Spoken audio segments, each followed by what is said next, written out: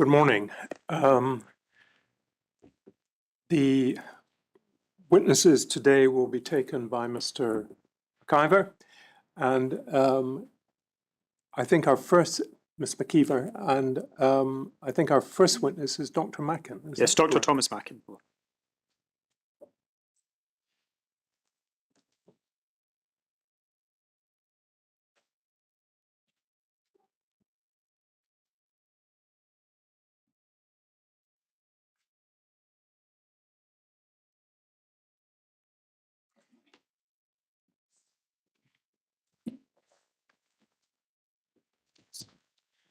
Good morning. Good morning.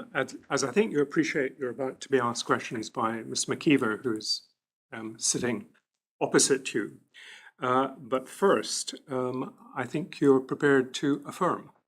Is that correct? Yes, it is. Right. Could I ask you to, just sitting where you are, to repeat these words after me? I solemnly, sincerely, and truly I solemnly, sincerely, and truly declare and affirm declare and affirm that I will tell the truth, that I will tell the truth, the whole truth, and nothing but the truth. nothing but the truth. Thank you. Now, on timing, I think we anticipate your evidence might take much of the morning. We usually take a break at 11:30 or so for coffee. However, if at any time you want to take a break, just give me the indication. I mean, and we'll take a break. Thank you. Now, Ms. McIver. Good morning. Good morning. Could you tell the inquiry your name, please? It's Dr. Thomas Makin. And I gather that you're involved in a company called Makin & Makin Consultancy Limited. That's correct. Could you tell us in broad terms what are its activities? What, sorry? What are the company's activities? Activities, yeah. We are a company that provides advice to any organisation, normally healthcare premises, with regards to quality of water. So we are consultants that advise on water quality and water quality issues. Thank you. And what's your role within the company? I'm a director within the company. Now, you've provided a statement to the inquiry, and you've signed that, and if necessary, we'll be able to have a copy of that up on the screen. You may have brought your own copy with you to use. Yep. That's fine. Now, I understand that you may also have your own copies of some of the documents that were on the document list. Yes. Either physically or electronically. Both. Okay. Yeah. Well, could I ask you, I see there's a laptop next to you. Yes. Could I ask you just keep the laptop closed for the moment? Yes. Where I refer to documents that we brought up on screen. So the big screen in front of you will Yeah. have a copy of that. So we should be able to work from that. But if not, do let me know at any point. Yes, the only reason why I asked for the laptop here is because I've appended notes to some of these documents on here, which were aid memoirs for me, really, but I may or may not need them. Thank you. Well, you mentioned your statement a moment ago. Just at the outset, can I ask you to confirm that you're happy to adopt the statement as your evidence to the inquiry? Yes, I'm happy with that, yes. Question one of the statement, you were asked about your history of education and working with the NHS. That will be page 3 of the statement. Now, your first paragraph mentions you starting out in 1968, and the second paragraph mentions your retirement in 2010, and there are a host of roles in between. Does this reflect a full career with the NHS, or were you working elsewhere for spells? Sorry, at which point? Between 68 and 2010, was that a full career spent with the NHS, or were you working in other places during that time? No, it was a full career with the NHS, yes. And Makin & Makin was established in 2007, as I understand it? Yes. And therefore, that's been the context for your activities post-retirement? That's right. Now, within question 1, you've mentioned 2 specific areas of your work. The first one is your involvement with Legionella. And you mention, if we scroll on to the next page, you mention there investigations or written output that you undertook in a number of years. There's 1979, 1995, 2001, 2016, among others. This has been a constant feature in your career dealing with Legionella, is that correct? Yes, it is, yeah. And did you also give us a bit of history by describing it being discovered in 1976? Yes. And does it follow from that it's a matter you've kept abreast of your entire career? Yes, I've been very interested in it since, as I've mentioned in the statement, there was an outbreak in the hospital where I worked, and I think it was the first recorded outbreak of Legionnaire's disease in the UK. And so, as a microbiologist, I got involved in it, and it interested me ever since. So by this time, you've built up considerable expertise in Legionella control. Yeah, I think I was probably one of the first in the country to actually get involved in Legionella and trying to recover that organism from water systems. The other specific thing that you mention on this page is your involvement in Pseudomonas. Yes. And you mentioned having assisted the Department of Health in producing a Pseudomonas addendum to the HTML 401 guidance. Yes. That's at the foot of that page. And I think that arose in the course of your other work, producing and updating that guidance. Is that correct? Yes, it is. Just for clarity, are Legionella and Pseudomonas separate areas of expertise, or are they all of a piece with your activities in microbiology? They are very similar organisms in many ways. They are what's known as gram-negative bacteria. So they are rod-shaped bacteria that live in water systems. And so they have very many similar features within water systems. They like to grow within biofilm, for instance. And so it's appropriate to look at both of those organisms as waterborne pathogens. And is dealing with those among the specialisms of what you do with Makin and Makin themselves? It is, yeah. Right. If we move on a couple of pages to page 6 of the statement bundle, here at the foot you are talking about you're asked about your initial involvement with QEUH. Can I ask you, who approached you and how were you approached to work with QEUH? The very first approach was by a gentleman called Ian Storer, who was the principal engineer for Health Facilities Scotland.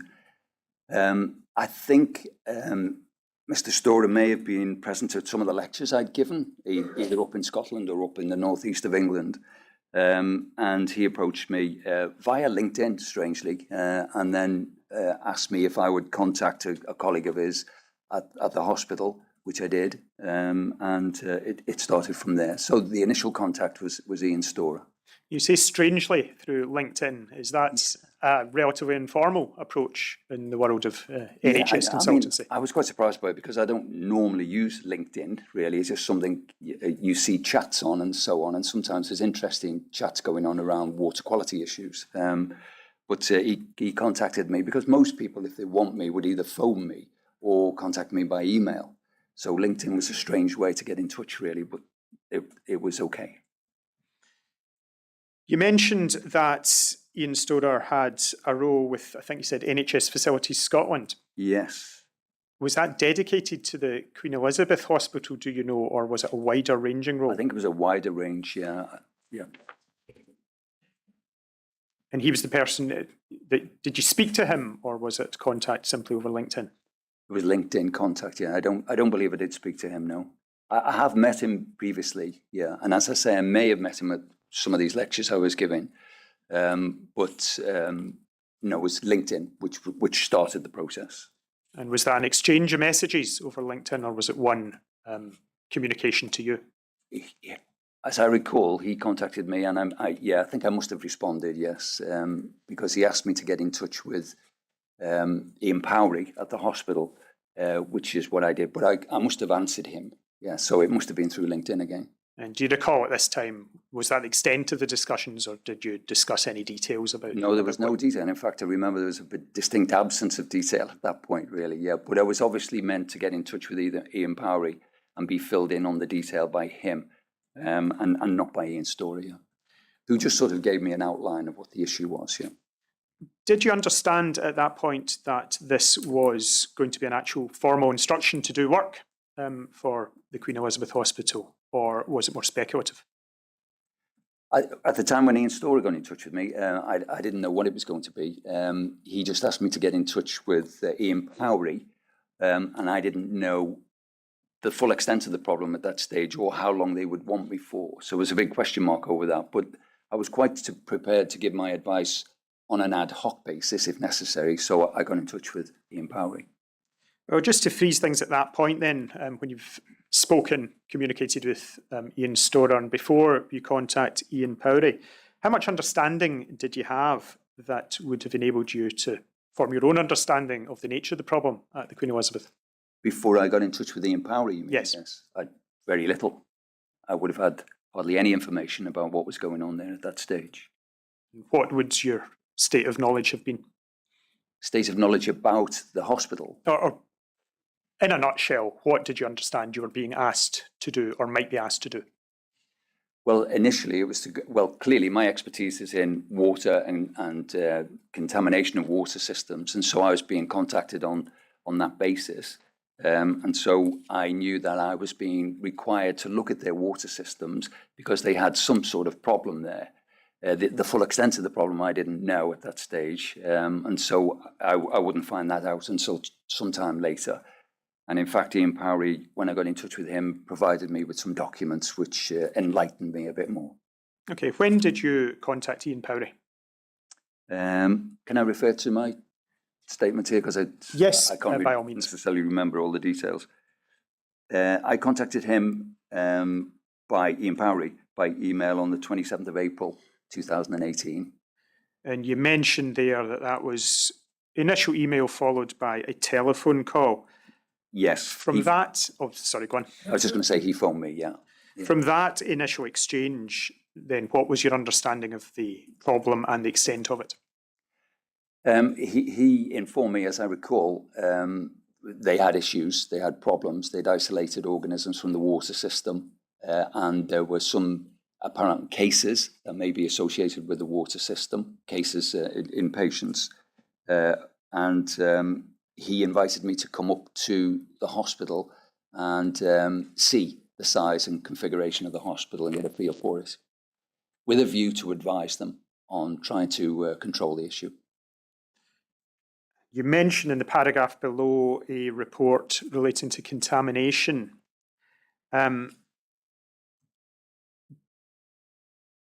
What was your understanding, if you had an understanding, of the degree of contamination that might be involved? Well, the impression I got was that it was quite widespread contamination.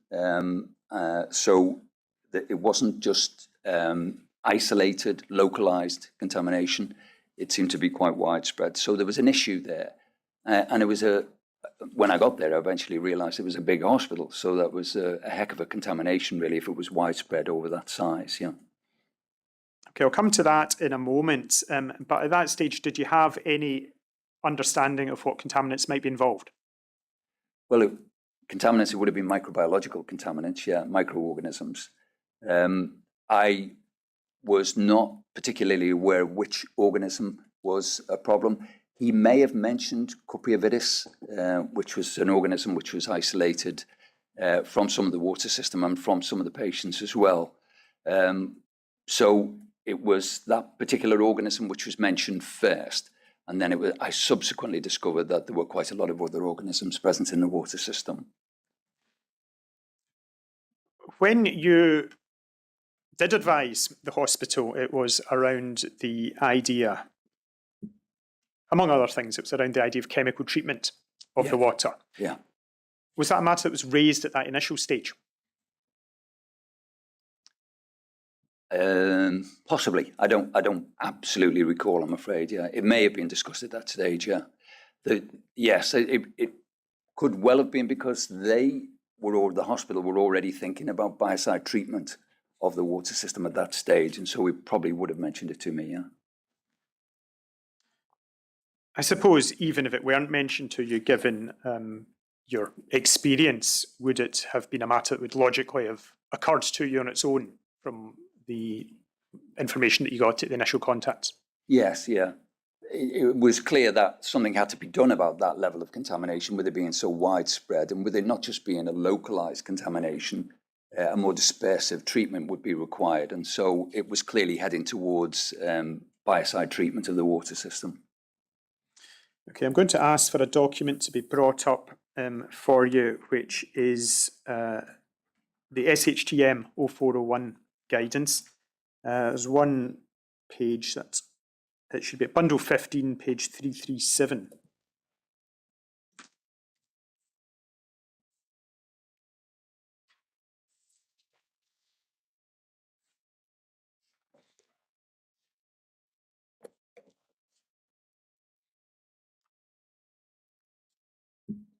Now, you're familiar with this guidance, I take it? Yeah, excuse me, yes, relatively, yeah. I was co-author of the HTM in England, yes.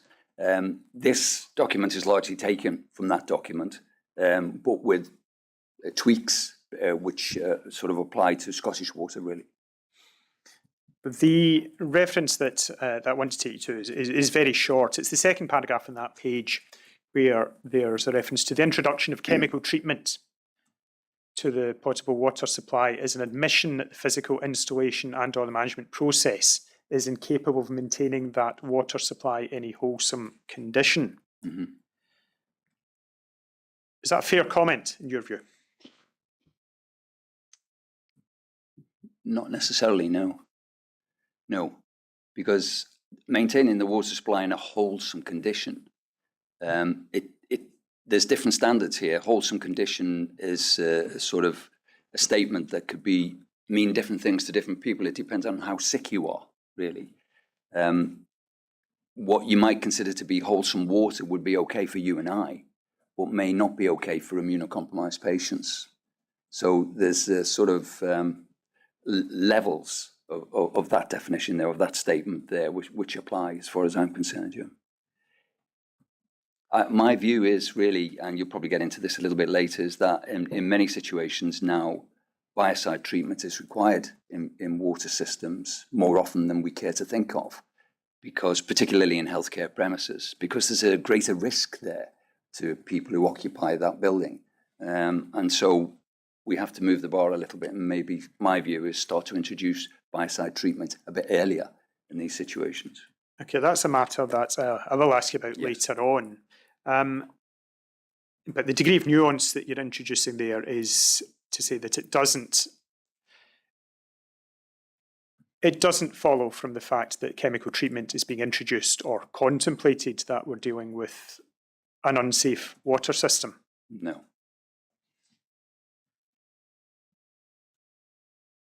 Perhaps to put that in a wider context then, are secondary control measures things that would be widely found in hospitals across the UK?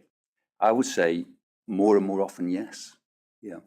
Sorry, could I ask you to repeat that? My fault entirely, just I didn't quite catch what you said. Could you repeat the question then, please? To put it in this wider context, are secondary control measures widely to be found in hospitals across the UK? I would say more and more, yes. Yes. Quite a lot of hospitals now use secondary control measures, yeah. And you could say that my view on this is a bit selective, because I'm brought into hospitals that have problems. Mm-hmm.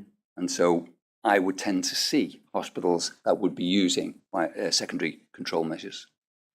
Are you in a position then to say just how frequent they would be, or is your vision skewed? I would only be guessing there, I'm afraid. I would probably not like to hazard a guess there, but certainly the hospital that I go to, many of them end up using secondary control measures.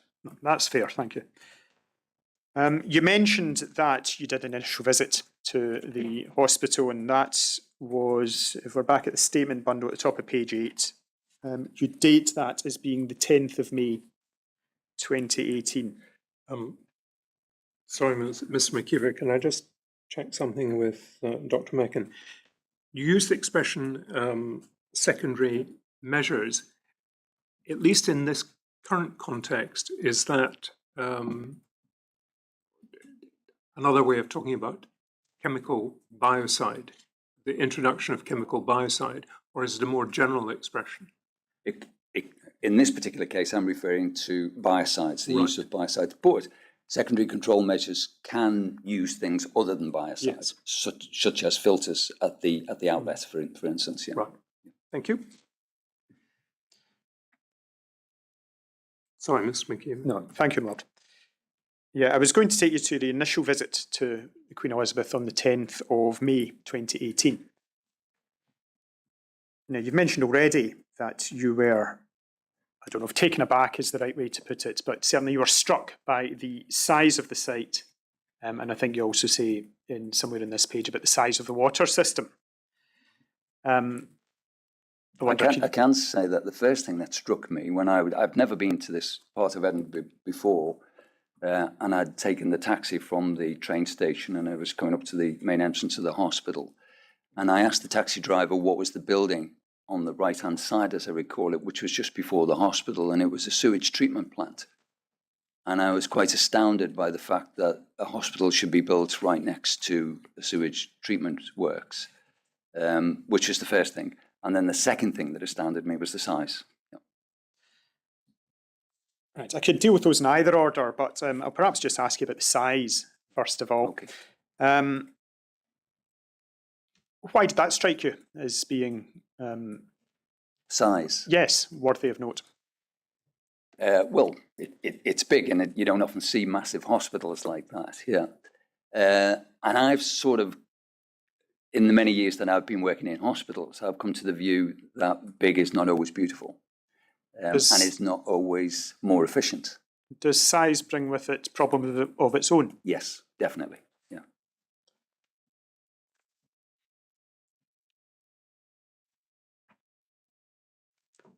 Now, at that first meeting,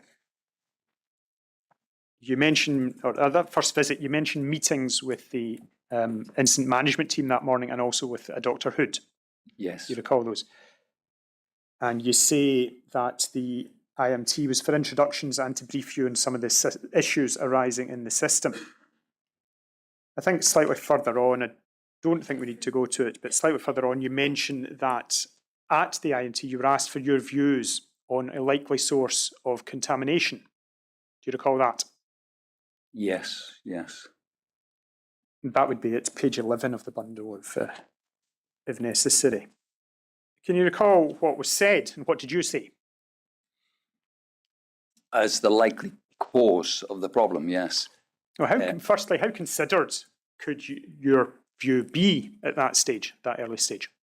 How considered? Yeah. Well, I had obviously been in contact with a lot of hospitals and advised them on contamination that they'd had in their water systems. And one of the things that I noticed, particularly was a recurrent theme, is that wherever they'd had new builds, where a new hospital was being built or where they were having newly refurbished sections of that hospital, that the problem of contamination, the water contamination, normally occurred then. And so it was a common feature that contamination in the water systems sort of followed on from building works, yeah, and particularly where there isn't necessarily absolute control over the management of the water system once it's filled with water. And even prior to it being filled with water, sometimes it can be open to contamination.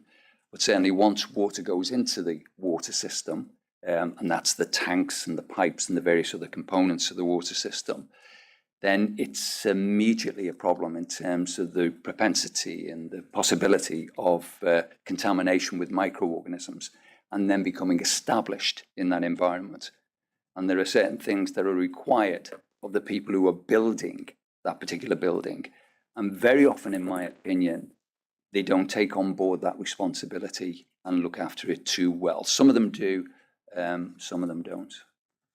And this is a pattern that you've seen again and again in Yeah. your experience. Yes. And it may be an obvious question to ask, but why did that come to mind at the Queen Elizabeth? Because it had just been newly built. It was a newly built hospital. Plus, it was very big. And as I said, it's got inherent problems. As soon as you have a large system, it's that much more difficult to deal with the water in there because there's miles and miles of pipe work with water in it. Right. So it was generally the general situation of it being a new build rather than any specific information as to any problems that might have happened in the build. Yes. Is that correct? Yeah, initially it was the fact that it was a new build, and I think at that stage it had only been open 3 years or something like that, I think. So it was just sort of the right time period. In fact, to a certain extent, slightly delayed. I would have expected the contamination to have been seen a bit earlier. I can draw on the experiences, my own experiences, from when we moved into the Royal Liverpool Hospital, University Hospital in Liverpool in 1979. And within a few months of moving into that new building, we had an outbreak of Legionnaire's disease. And this is what got me into water microbiology. But that showed me that this contamination is very often associated with new build and the poor management of the water system prior to handover to people who will use the building. Thank you. Now, that was by way of something of a digression from an initial question, which was about the discussion at the meeting where you were asked for your views. How did that discussion go? Well, it was along the same lines, really, because obviously, as I'd been given a very sort of quick show round the hospital in the morning, I think I arrived about 8:30 and the meeting was about 11ish or something like that. So I had a quick look around the size. I went into the big, in the basement, I think it was, where the big tanks were, and I saw how big the cold water storage tanks were. They were phenomenally impressive. Right. Just so that I'm keeping up, is this a discussion with Ian Parry or with others? Well, I attended a meeting which was attended by the members of the incident management team, and Ian Parry was there as well. All right. Yes. Members of the incident management team. Yes. Right. Yes. Thank you. And it was evident to me that given the size of the place that there was going to be issues there. And so in my discussion with the incident management team, it was or the members there who were at that meeting, which included Dr. Hood, who I'd met some years earlier at the Royal Liverpool Hospital. I sort of explained to them my experiences with regards to new builds and how I'm not surprised, really. The only thing I was surprised about is that it had taken this long to identify it. And one of the things I've mentioned in my statements, which you may come to, but in case you don't, I'll mention it now, is the fact that the Scottish HTM is different from the HTM in some ways. Obviously, you have a very peculiar different water system than we have. Yours is far more corrosive and so on. But when you say far more corrosive, are you talking about the water itself? Yes, which is one of the reasons why you have to have stainless steel pipes in your system in England, where it's less corrosive. They tend to have copper pipes, yeah. And is that simply a matter of geography? Yeah, ultimately. Who can answer that? Yeah. I won't be drawn on that, yeah. Right. I don't know, really. Well, by geography, I mean, Right. it's different in Scotland. The water is physically differently made up. It is more aggressive generally, yeah. But I will say, I mean, it's softer, yeah. Well, you'd think the term softer would mean gentler. It doesn't. It means the opposite in this case. Softer is more aggressive water. Right. And we didn't know about this because in Liverpool we have very soft water, where the Royal Liverpool University Hospital was, where I worked. They have very soft water there. So there were some similarities in terms of the situation here in Glasgow and Dr. Makin, my own. can you help my education? When we talk about softer water, is it more alkali or more acid, or am I talking about the wrong things? Yeah, it's not necessarily acidity or alkalinity we're talking about. It's sort of calcium hardness, levels of calcium hardness, yeah. So it has less calcium hardness if it's softer, yeah. Thank you. And the pH can be high, so it can all impact on the corrosive properties of the water, yeah, which is one of the reasons, as I understand it, why in Scotland you tend to go for stainless steel pipes, whereas in England you tend to see copper pipes more often. That was what I was going to ask you about, that the actual metallic makeup of the pipes is an important matter.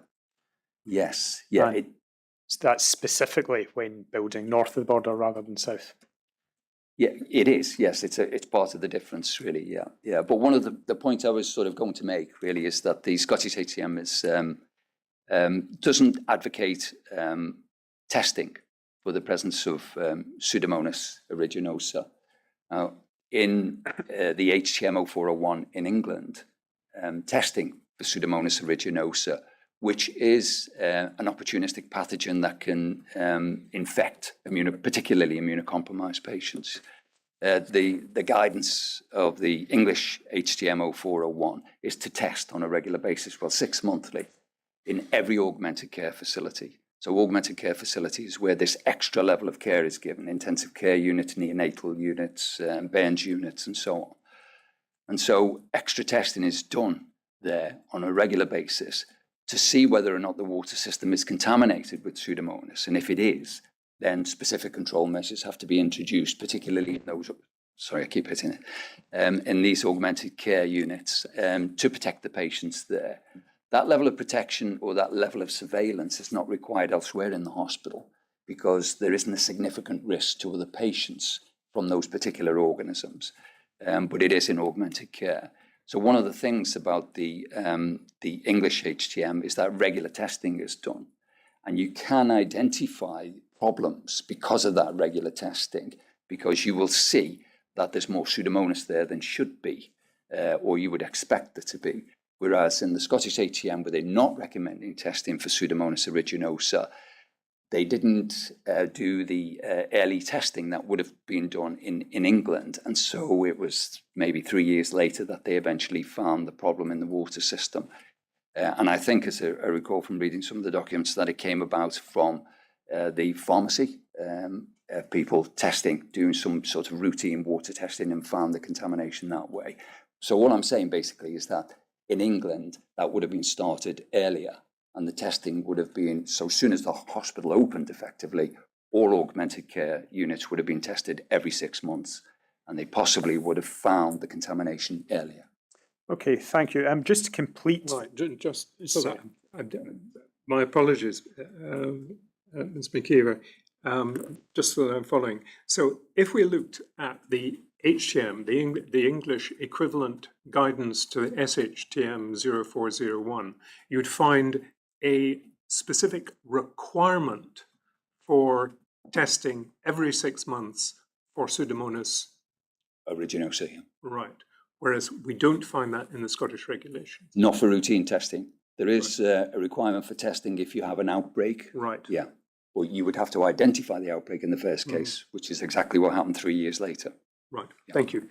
Sorry, Miss. Sorry, it was just to complete the thought and kind of bring it full circle for the last 5 minutes. We started out by discussing differences between Scottish and English water, and we finished by discussing differences between Scottish and English HTM for Pseudomonas. Are the 2 points linked at all? Do you know why the Scottish guidance is different from the English guidance? Is it anything to do with the type of water? Yes, definitely. Some of it is, yes. As I say, because specifically in relation to Pseudomonas, I mean. Right. No, I don't know why there's a difference there. In fact, I'm quite surprised there's a difference there. So I don't know why the Scottish HTM didn't take up the option of doing regular Pseudomonas testing. So it was there. I mean, in fact, I was involved in the group that wrote that document for the English HTM. And then the Scottish HTM would have looked at that document, but for some reason, and I don't know why, they decided not to do routine testing. And I would say that since it's been introduced in the English HTM, that it has been a bonus and it has been useful. And I helped to identify situations that wouldn't have been identified unless maybe patients started to appear with infections from Pseudomonas. Now, the thing about that is that 50% of us carry Pseudomonas aeruginosa on our bodies. It's a routine organism. If you take a swab from your body, 50% of us will have it there. So it's a common organism, and it can cause infections in hospitals anyway, not necessarily associated with water systems. So you could get Pseudomonas infections and wouldn't necessarily think about water as being the source of that infection. So it is a good thing to do, in my opinion, to do routine sampling to see whether or not the water system is presenting a risk to patients. And we'll never know the answer to this, but I think you said it's at least possible that had the regular routine Pseudomonas testing regime been in place in Scotland, then matters might have come to, the specific matter that we're interested in today might have come to the attention of the hospital sooner.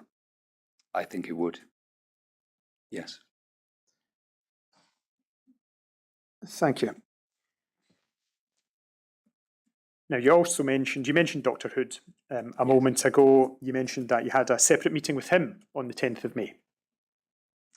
Yes, a separate meeting, but with Ian Powery there as well. I met in Ian Powery's office, I think it was, and Dr. Hood was there. I met him back in, I think, around about 1995. I wouldn't be entirely specific about that, but he was interested because we had set up a trial. There was an outbreak of Legionnaire's disease in the cardiothoracic centre at Broad Green Hospital in Liverpool. And because of my expertise involved in that, the Department of Health had asked me to get involved in a trial of a new biocide, which was chlorine dioxide, which was used then to treat the water system in the cardiothoracic centre, to try and stop this outbreak that had occurred in a number of patients in that unit. It was a 3-year trial, as I recall, and in the end, it was effective, and it stopped the outbreak, and it managed to eradicate most of the organisms. You can never completely eradicate organisms from water systems because they have the ability to go and hide in biofilms and then come out when you least expect it. So, but we managed to control the outbreak, and there were no further cases associated with the treatment of chlorine dioxide, which, as far as I recall, was a brand new biocide at that point. But Dr. Hood had heard about this and he came up. Now, either at the same time, he was using it in Glasgow Royal Infirmary to try and control an outbreak that was happening there at that particular time, or he'd heard about it from me. So I don't know which came first. Yeah, he may have already started his trial with chlorine dioxide and then come up to see how we were doing. But he met me at the Royal Liverpool Hospital. We had a walk around the cardiothoracic centre at Broad Green Hospital, and he went away with some ideas and views and continued it. And I believe that the outbreak, which in Glasgow Royal Infirmary involved the death of 2 patients, I believe, from Legionnaire's disease, I believe his outbreak was also controlled by the introduction of chlorine dioxide there then. So it was effective both in our hospital and in Glasgow Royal Infirmary at the time. Right, that was what I was wanting to ask. Your history with Dr. Hood goes back some way, and specifically that was to do with chlorine dioxide. Yes, yeah. I didn't know him well, and I didn't know him before he contacted me to come up to see what we were doing at the Royal Liverpool. But I think there might have been the odd communication in between that. But after that, then I think he went on to write his paper, which is a 6-year study on the use of chlorine dioxide in managing an outbreak. Is that what you discussed on the meeting of the 10th of May, chlorine dioxide? We sort of went down memory lane to a certain extent and talked about how chlorine dioxide had been effective for us both at that point. Did you discuss with him the specific issue at the Queen Elizabeth? I don't recall doing that. I didn't particularly have a lot of information at that stage. We may have touched on it, but there were issues, obviously, which I was not aware of. Further issues, which would have been relevant to a discussion on the water system there. But no, we kept it relatively superficial at that stage, I think. Yeah. Okay, thank you. Now, moving on, there were 2 reports requested of you at an early stage, as I understand it. One on something called Chlorius 2 and another one on the manual/automatic flushing of taps. Yes. Is that correct? And were they asked of you during the same visit, the 10th of May? I don't mean were you asked to write them on that date, but were you asked? I don't think they were mentioned on that day. At that point, that came a little time afterwards when Ian Powery got in touch with me by email, I think it was, and first of all asked me to write a report on Chlorius 2. And I think that had come about because the hospital were already starting to think about the use of a biocide. And I think they'd come to the decision themselves that it should be chlorine dioxide at that point that they should be using. There was discussion about the use of silver and hydrogen peroxide, I think, maybe, or maybe even copper and silver ions, I think. But then it appears that they were heading down the route of going towards chlorine dioxide anyway. When you say there were discussions about copper or silver peroxide, was that discussions with you, or is this internal discussions that you became aware of later by some other means? I became aware of that a bit later. It may have been mentioned there briefly, you know. But one of my concerns about using copper and silver, or silver and hydrogen peroxide, is that one of the first organisms that they'd isolated was Cupria viridis. And Cupria viridis is an organism which sort of has the ability, some of the species have the ability to resist treatment with heavy metals, such as copper. Well, as the name implies, cupric, copper, avidis, yeah. So it's suggested as an ability to be able to withstand a certain amount of antibacterial control with heavy metals, particularly copper, yeah. So I was a little bit concerned if they were thinking about going down that particular route, as it might well not be effective against those sort of organisms because there's an inbuilt sort of resistance to a certain extent. Just to be clear, on the timeline of these matters, were those matters, copper or silver, were those matters that had been discussed and discounted prior to you ever becoming involved, or were they matters in which your view was sought? Sorry, I can't really recall that. The impression I got was that they were already sort of thinking about chlorine dioxide as the likely best option. And one of the other things that would have influenced that, as well as the high pH in the water there. And the high pH is not particularly good for copper and silver ions. It's not as effective in the presence of high pH. And so chlorine dioxide, which has a better tolerance of high pH than chlorine, which is an entirely different chemical, that seemed to be the front runner at that particular stage. Yeah. All right, thank you. Now, perhaps come back to those reports in due course, but while we're discussing chlorine dioxide, can I, rather than, you've given in one of your reports a very technical description of the QEUH system that you were asked about. It was never used, is that correct? I don't believe it was used, no. And so I'll maybe just close that off by giving you my summary of what I understand the QEUH to involve, and you can correct me or elaborate as necessary. The basic point is that chlorine dioxide treatment was required for the water, and QEUH was some kind of solution, I think, or delivery mechanism whereby the chlorine dioxide could be introduced to the water. Now, there are alternative delivery mechanisms. QEUH would be one of those, but that's the basic point, as I understand it, and your report discusses whether QEUH was an effective or appropriate delivery mechanism, considering what was required in the context. Yes, yeah. That's a fair assessment, I would say, yeah, that the QEUH is chlorine dioxide, but it's activated in a different way than conventional chlorine dioxide, which was eventually used in the hospital. Yeah. Okay, thank you. Perhaps more straightforwardly, can you explain to me the significance of the automatic manual tap flushing issue that you were asked to write the second report about? That was basically a sort of a decision which the hospital was trying to make with regards to how they were going to mix it up. Because one of the important things about dosing any water system with a biocide is that it has to get to all parts of the system, and it has to get to the outlets in particular. And so the regular flushing of all outlets is very important. A biocide will not work properly if it cannot get to the outlets, particularly as much of the contamination very often is associated with outlets, the contamination with Copia viridis and Pseudomonas and various other organisms.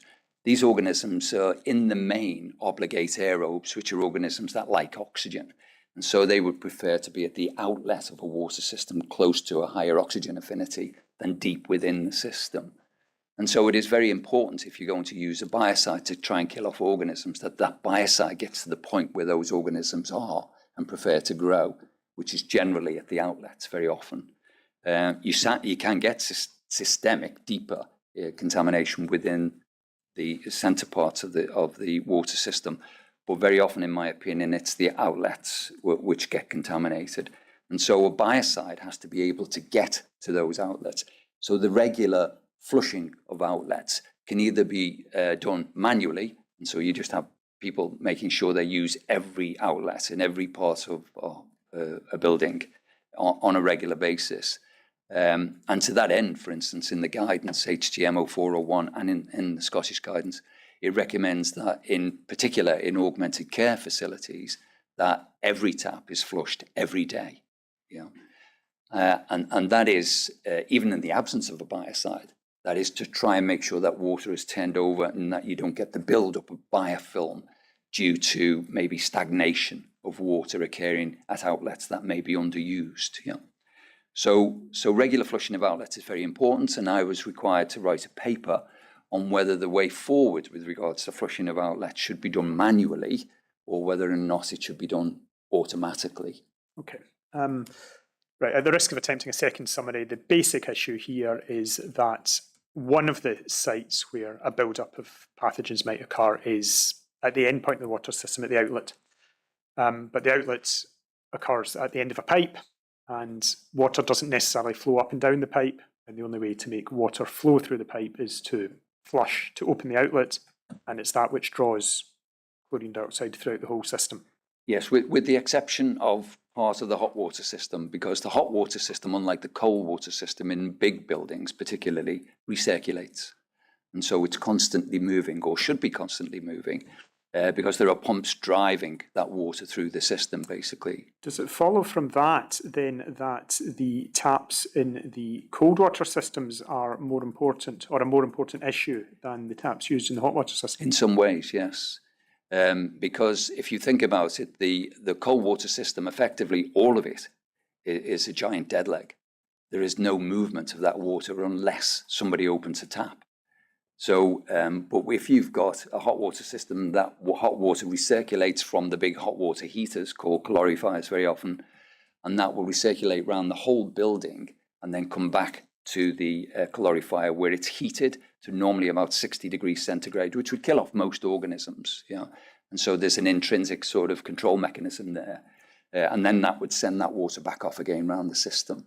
The only parts that wouldn't move necessarily would be the stab-offs to the outlets themselves. So the recirculating system should move, and then the pipework going to the individual outlets will stay static.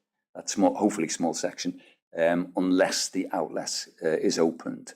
Yes. And then the hot water would then move through that as well. But most of a hot water circulation system moves.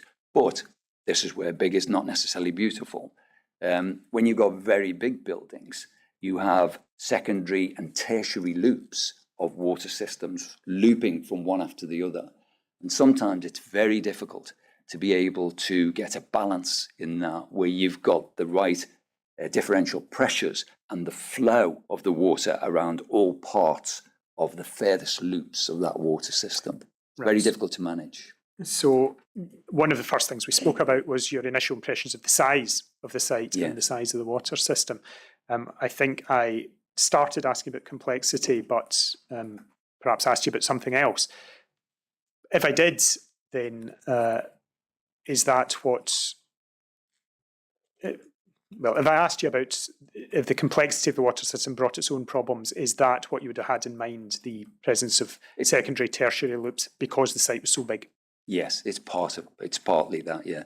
In fact, in a reasonable size or normal sized hospital, the Queen Elizabeth was very big, yeah.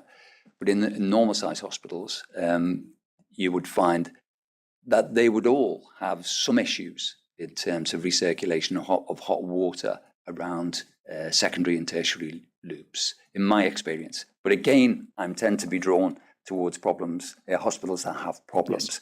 So I have a disproportionate view to a certain extent. Yeah. No, I appreciate that. I see we're on page 9 of the statement. I wonder if we can scroll down to the bottom half of that page. There was one part in the paragraph beginning after one gap of 3 months without contact. I wonder if you can just help me with the timeline here. That reference to the gap of 3 months, when was that? Initially, as I read this, the initial contact had been in April and May, but I'm aware that you filed your reports in June or July. So presumably the gap of 3 months was not during that period. When was that gap of 3 months?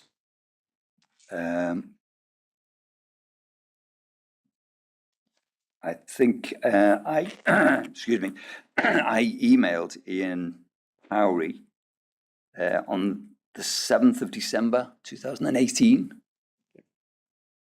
about the fact that they hadn't been in touch. I was a little bit concerned that they were maybe not holding meetings as often as they should do, given the issue. So I asked him, did they need my services anymore because it'd gone quiet? And there was a gap, I think, of in total about 8 months in total. Yeah, which I subsequently found out there had been meetings. I mean, that 8 months was not without activity, clearly at the hospital, but I wasn't aware of that necessarily. Yeah. You mentioned at the bottom of that paragraph exactly what you've just mentioned. You became aware that other meetings were taking place, which is reassuring. Or it appears these were frequent, which is reassuring. Yes. At that time, you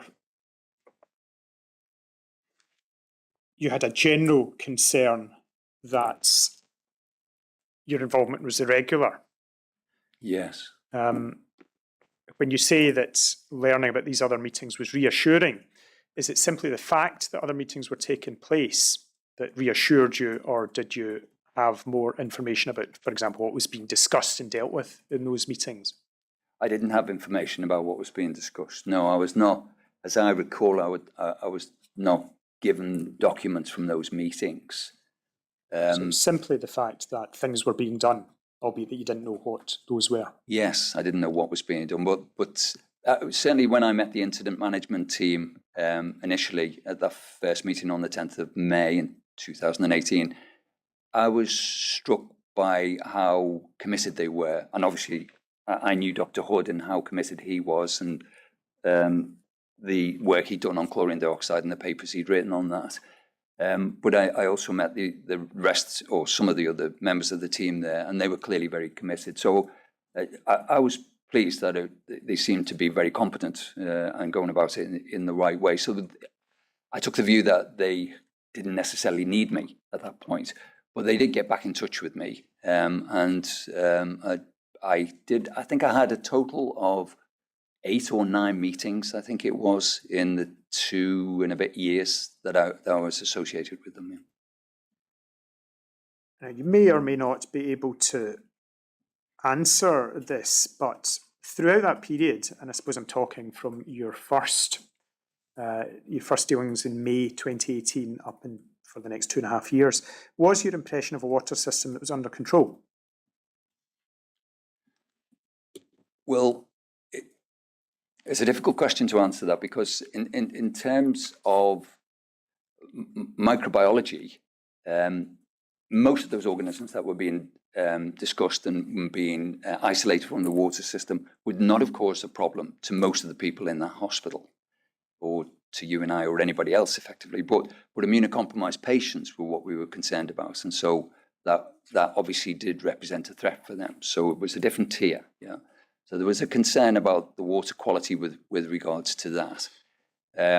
They were certainly making a lot of effort towards addressing that issue. I mean, the meetings, the fact that they asked me to write 2 papers on the particular problems there meant that they were very serious about resolving that issue. Yeah. Okay, no, thank you. I appreciate that. more specifically, perhaps, your particular concern was the time lapse between the meetings that you were actually at. Yes.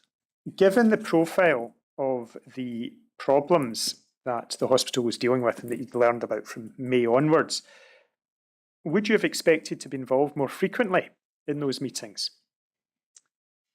I would only say that normally when I'm invited in to advise a hospital, I am involved more often than the hospital, the QEUH had me involved.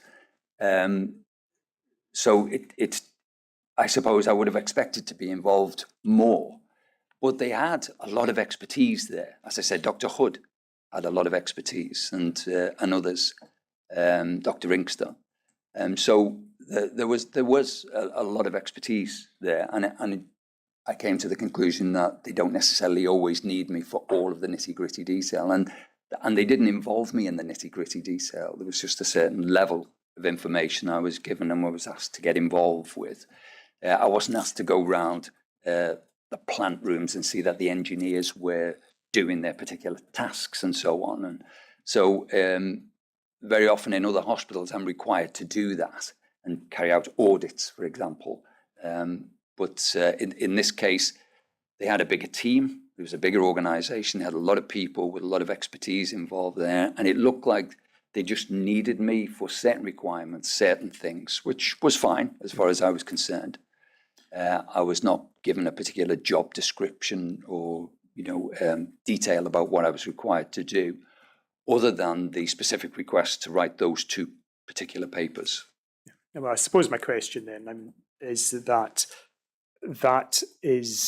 you've offered a number of reasons why you might not have been required to be involved quite as much as you would have expected.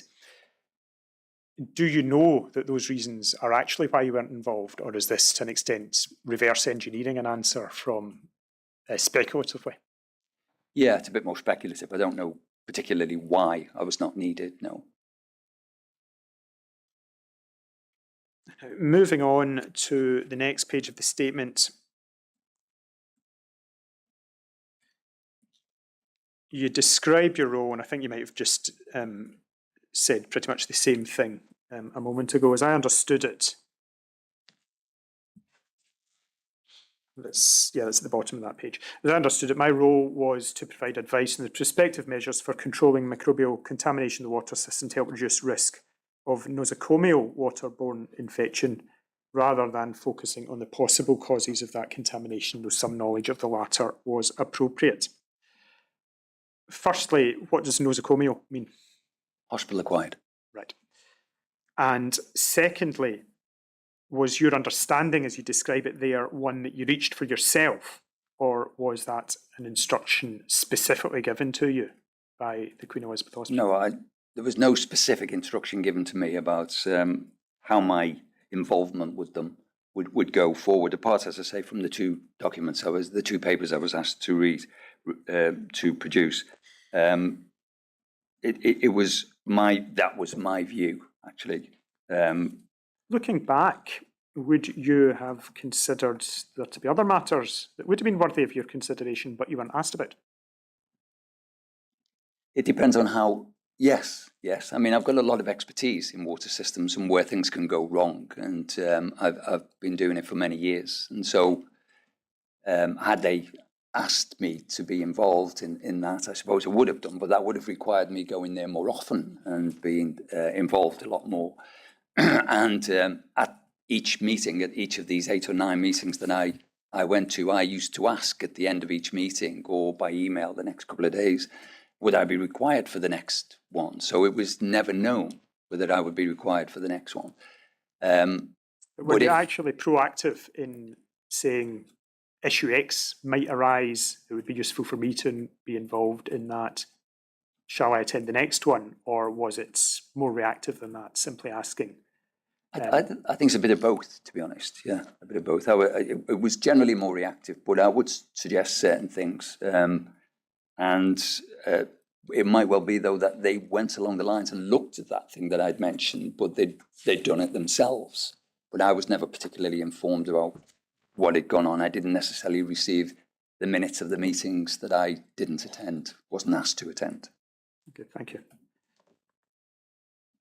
We focused, I think, largely on the initial period of contact review, the first meetings in May, perhaps up to your reports in June and July. Did you feel that you gained an understanding of what the underlying causes of the issues actually were?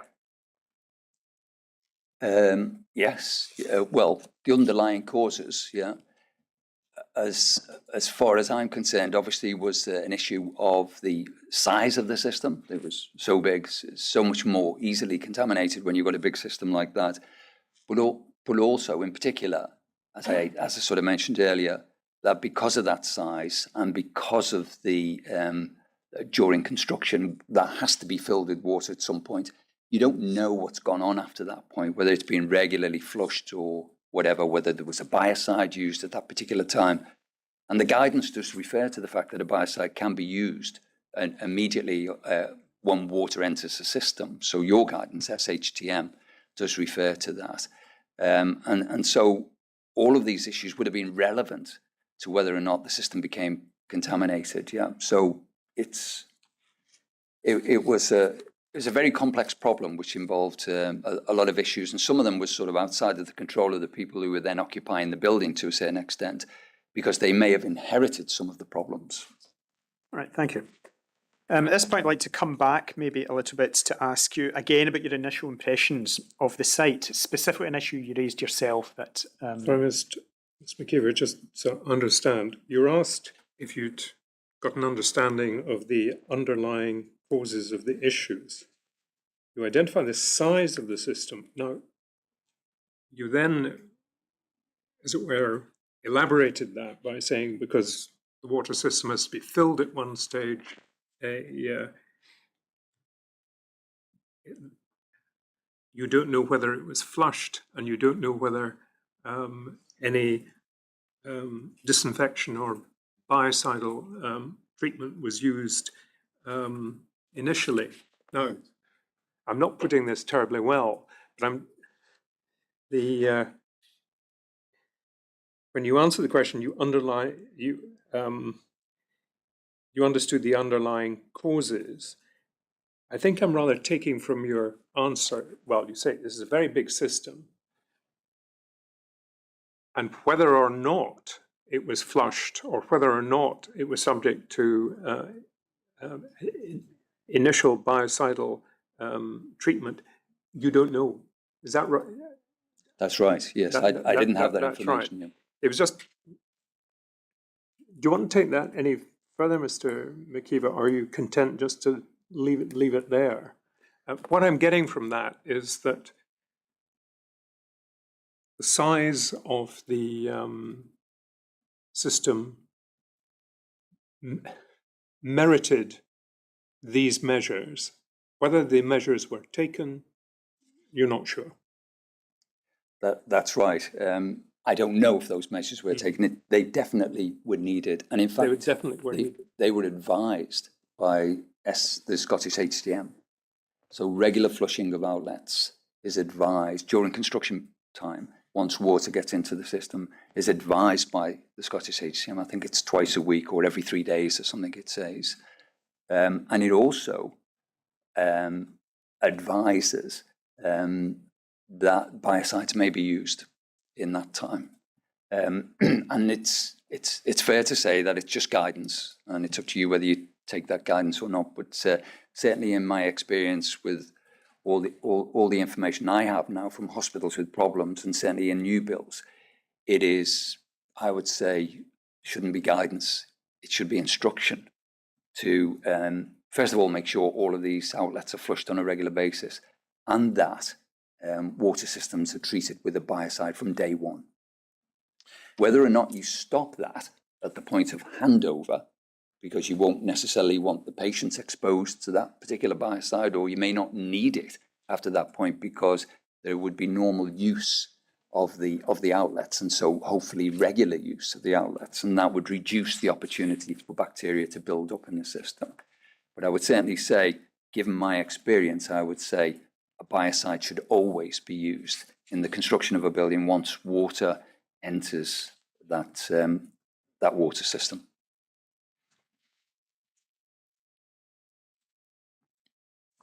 Thank you. Now, just coming back to your initial impressions of the site, one point you touched on was the proximity to sewage works. And at, I think it was 2 pages further on in the statement, at the foot of page 12 of the bundle, you mentioned being shocked by this. Mm. And you say, I was concerned regarding possible implications for the hospital and its patients arising from potential increased transmission of microorganisms from the sewage treatment facility. Airborne transmission of microorganisms from sewage treatment works is well documented. I wonder, can you elaborate on that? What are the mechanisms for such risk as you understand them? Well, I mean, sewage treatment, obviously, you're dealing with fecal material, and there's a lot of pathogenic organisms in fecal material. And there's a lot of agitation and aeration in the process to break down the sewage before it's discharged to the environment. And in that process itself, it generates aerosols, and aerosols would contain these microorganisms, some of them pathogenic, yeah. And they can be transmitted, they can be picked up. Aerosols are very small, microns, and they can move fair distances. And so you can get airborne transmission of these microorganisms within a certain distance of sewage treatment works. And as I say, this has been well documented. There's lots of papers on this. And so to actually have a hospital that contained highly immunocompromised patients within a couple of 100 meters, maybe 300-400 meters, maybe. I never actually paced it out, but it looked very close to me. Yeah? To have a sewage treatment work so close to a hospital that had such immunocompromised patients, to me, seemed an unacceptable risk, really. So I was surprised by that. It's just to expand upon that a little bit. You may or may not be aware that the hospital site was the site of a previous hospital, and indeed that the present-day hospital includes much of the retained estate from that previous hospital. Were you aware of that? I saw the old buildings. In fact, where I had the first meeting with Ian Power, was in a very old building, which probably predated the water treatment works, yeah.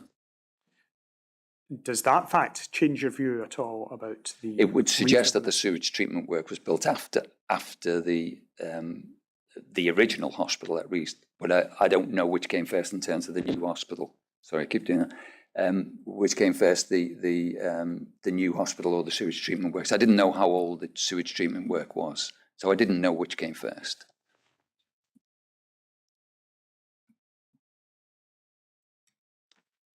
You do. I wonder if we can go forward in the statement to what I think will be page 41 of the bundle, because you return to this matter again at the end of the statement. Is it still on bundle 15? No, still, this is the statement bundle. Statement. Yes, so, Sorry. But can I just see the bottom of that page, please? Page 41, is that 39? Thanks, that helps me with my documents. Thank you. sorry, I'll bear that in mind. You're the first statement in the bundle, but we have a title page that's throwing the numbering out by 2. Yes, So. yes, thanks. Right, so you've returned again here. If we go back up a couple of lines, you return again here to your shock at having found the hospital and the sewage treatment in close proximity. Mm. The second paragraph of that section, I'm not aware if the impact of the proximity of QEUH to the sewage treatment works has been fully investigated. Mm.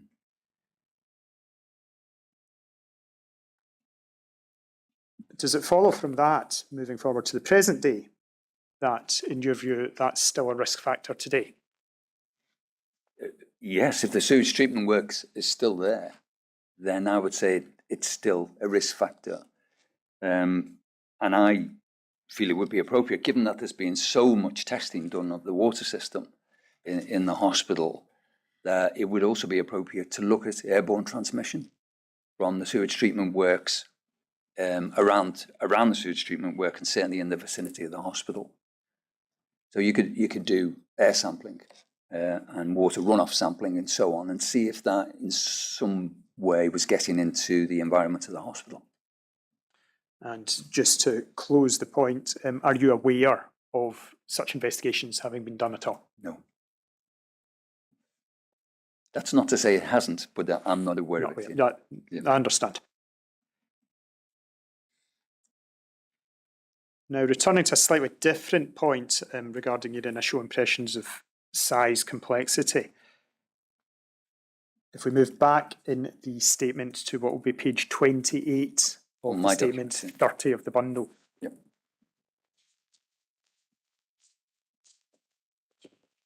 In the middle of that page, you are making reference to the presence of single bedrooms with ensuite facilities. Yeah.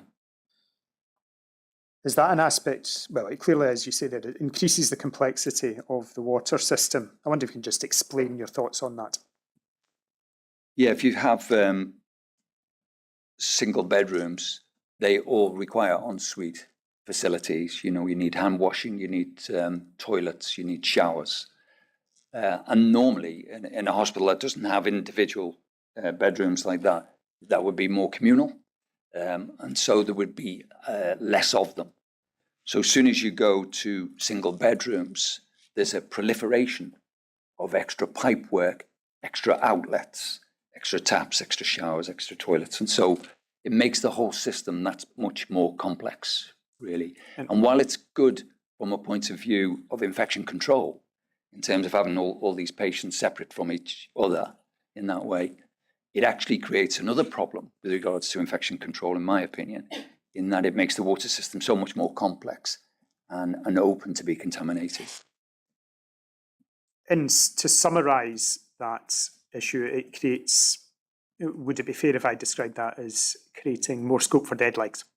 Absolutely, yes. More scope for dead legs. And particularly, if any of these outlets are underused, and some patients might not be in a position to be able to use some of these outlets. They may be bedbound and not using, say, the wash hand basin or the shower or even the toilet in some cases.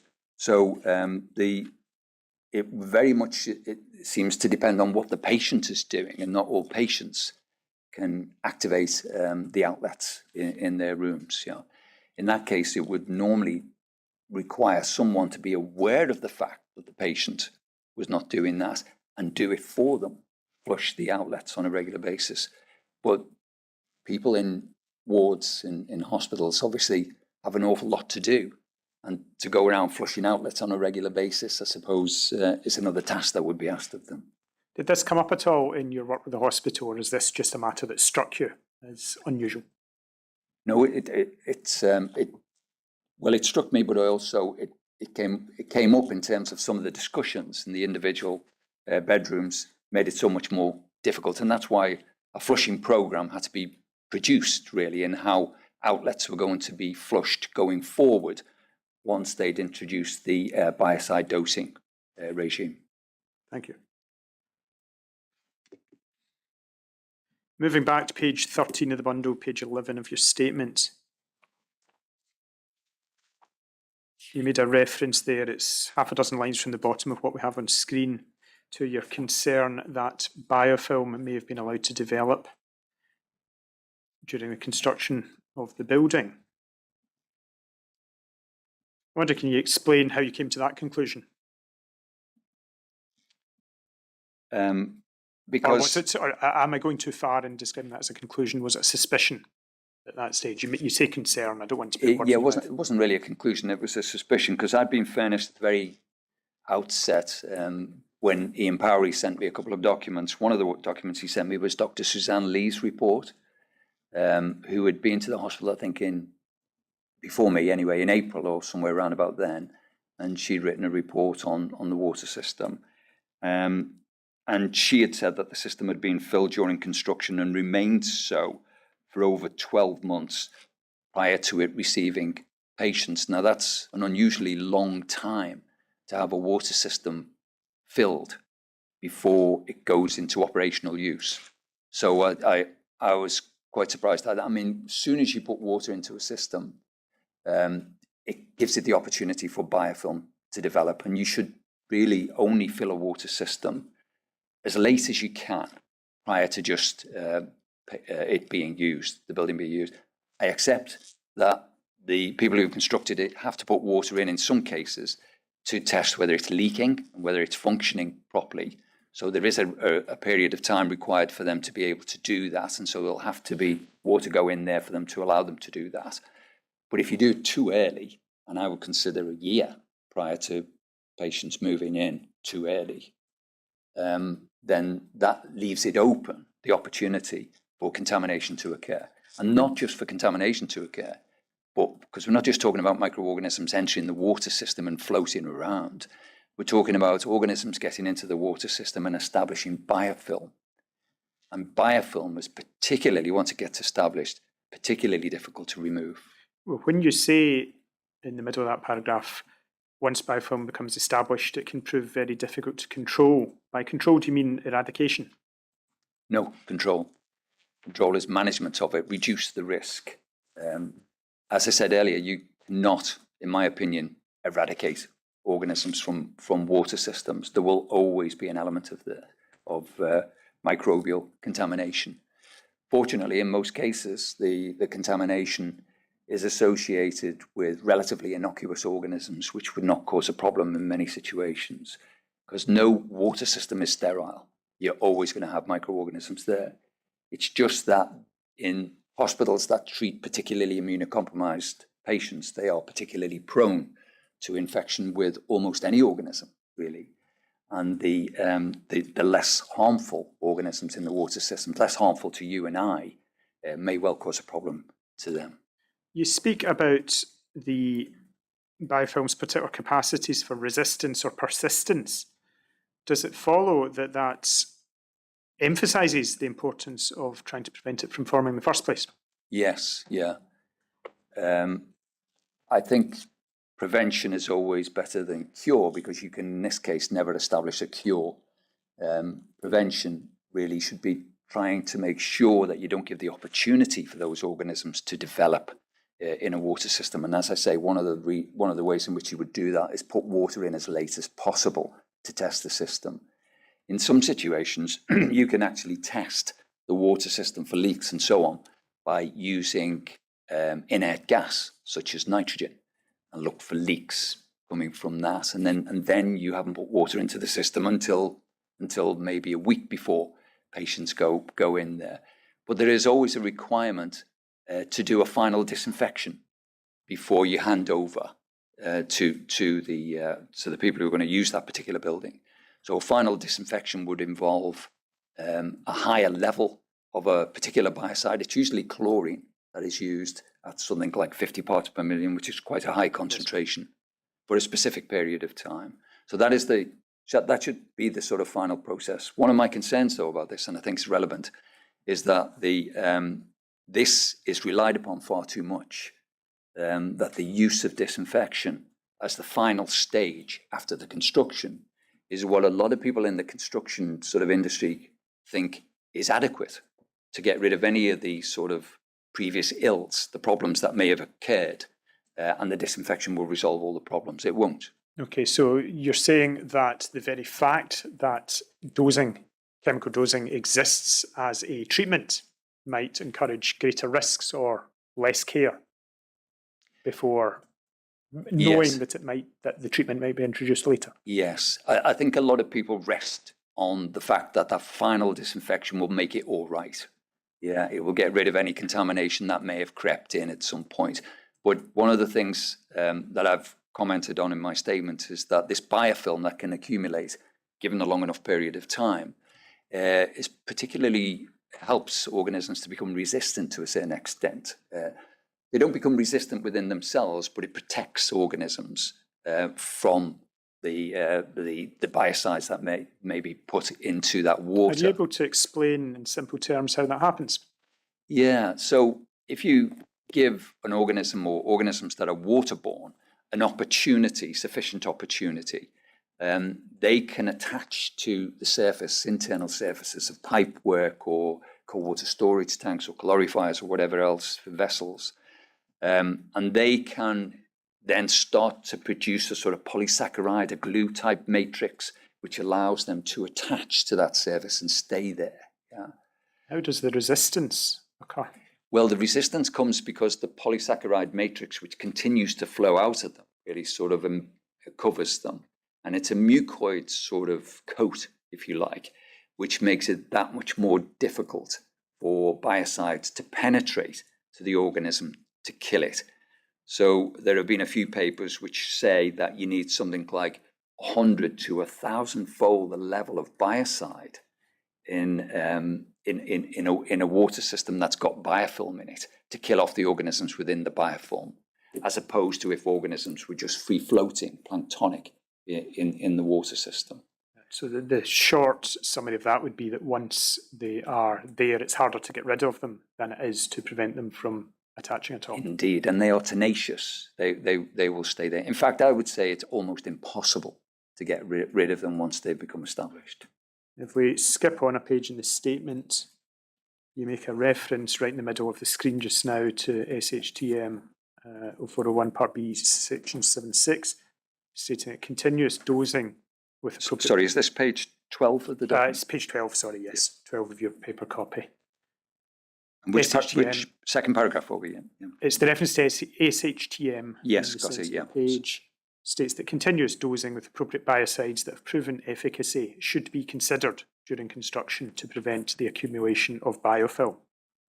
And is that the process, effectively, that you've just been talking about? Yes. But it itself brings a kind of moral hazard with it, in that it might encourage more risk-taking than is... No, we're talking about two different things there. That is the continuous dosing of a biocide there, and that is the guidance that's in the SHTM 0401, and that says that once you put water in a system, you can use a biocide to help prevent the buildup of biofilm in that situation. What I was talking about earlier was the terminal disinfection, effectively, which is after the construction works, and then before they hand over, there's a one-off, hopefully, disinfection using a high level of chlorine. Normally chlorine, you can use other chemicals there as well. But this reference here is continuous dosing with biocides, and this is at a lower level, lower concentration, where you have continuous dosing to try to help prevent the buildup of biofilm in the first place. Is it implicit then within that reference that, or would you go so far as to say that the implication is that hospital water systems should all have dosing? Yes, that's what I said earlier, really. That my view is that this is guidance. SHTM is only guidance. But it is obviously something which has to be taken account of. In my view and in my experience, given the problems that there are in new builds, I would say it should always be used. There should always be biocide. As soon as water hits a pipe, basically, there should be a biocide in it. And if they want to stop that dosing at the point of handover to the users of the hospital, that's fine. But up until that point, to reduce risks, my view, and particularly in hospitals as big as the Queen Elizabeth University Hospital there, it would certainly be required. Dr. Makin, you drew the distinction between continuous dosing during construction, which is dealt with on what's either page 12 or page 14, which you've just been asked questions on. Now, you contrasted that with what you were previously being asked about. And can I just check with you that I've got my note correctly? I've noted you as saying there's always a requirement for final disinfection. Yes. And I think you'd explained previously that the filling a system with water should be delayed as long as possible. Yes. Testing a system with an inert gas such as nitrogen should at least be considered. My question is, when you say as I've noted you, there's always a requirement for final disinfection. Is that a requirement that we find in either the HTM or the SHTM, or is it a matter of good practice or your opinion? I think it's in both those documents. Right. And it's also in British standards as well. Right. Yeah. Okay. And how to do it is detailed in the British standards as well. Right. Thank you. One last question arising from the page that's currently on screen. The paragraph at the foot is a mention of, well, it's moved up now, but SL's report also noted there was no data available on water temperatures as the hospital's computerised building management system had been faulty. Now, I won't get you to elaborate on this, but I think it's well understood that temperature is an important feature of the control of a water system. With that in mind, what are your thoughts on Dr. Lee's observation that you record in that paragraph? Yes, I mean, Dr. Lee had obviously been provided with information that I wasn't aware of anyway at that stage, and she had discovered that the building management system had been faulty, and so it was not recording the temperatures, presumably, of the, in particular, the hot water system. And that's quite important because temperature is a very good control mechanism for microorganisms and water systems. And the guidance says that you have got to achieve 60 degrees centigrade coming out of a hot water heater or calorifier and coming back at no less than 50 degrees centigrade back to the calorifier. And this guidance refers to that 55 degrees centigrade is required at outlets. Now, most outlets in hospitals have thermostatic mixing valves in them, and that is to prevent scalding of patients in particular. So there's a blend, and a sort of automatic blend of the hot and cold water system. So at the outlet itself, you would only have water coming out at about 41 degrees centigrade. But up to the thermostatic mixing valve, and this is the business I was talking about earlier, the recirculation of the tertiary loops, that water should be 55 degrees centigrade at least, getting up to the thermostatic mixing valve and recirculate back. So it would appear from Dr. Lee's report that there was no data available on the temperatures of that water at that particular time. That's not to say that the temperatures were not necessarily being achieved, but if there's no evidence, we can't prove that it was achieving a satisfactory temperature that would generally control the microorganisms that may have been in the hot water system. Well, that was what I was going to ask. What conclusions does that lead you towards, not as regards what the temperatures actually were, but what conclusions does it lead you towards as regards what overall level of control was being maintained of the water system? Well, I suppose at this stage we may have been talking about the sort of temperatures before the handover, and so during the building and the testing of the hot water system in particular, that building management system, unless somebody was going around and physically testing the water temperatures themselves, which very often happens as well when the building is occupied, the building management system would appear to have been the only resource with regards to what were the temperatures of the hot water system at the various stages, i.e. at the calorifiers and at the various circuits. And if this information was not available, then I can't really comment on why it wasn't available, but we couldn't have had confidence in the control of that particular system at that stage. Thank you. That's a convenient point, my lord, to pause for the morning break.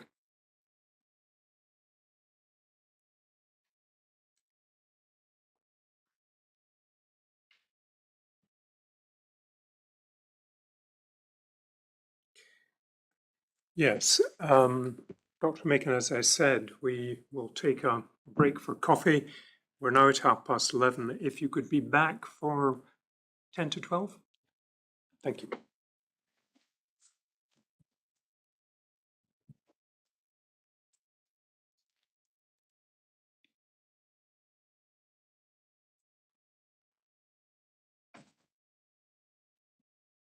Please stand.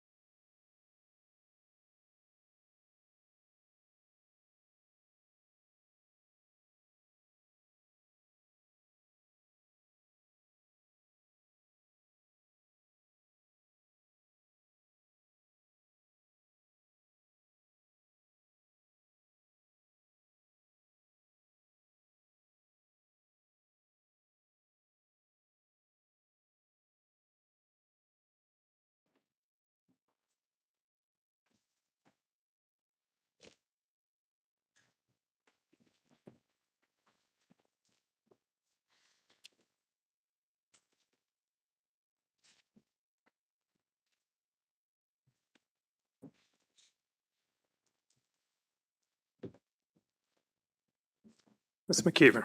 Thank you.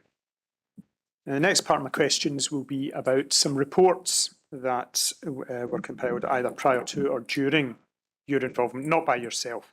For reasons of time, I'm not going to take you to the bulk of those reports, though you may have seen them as they're on the document list.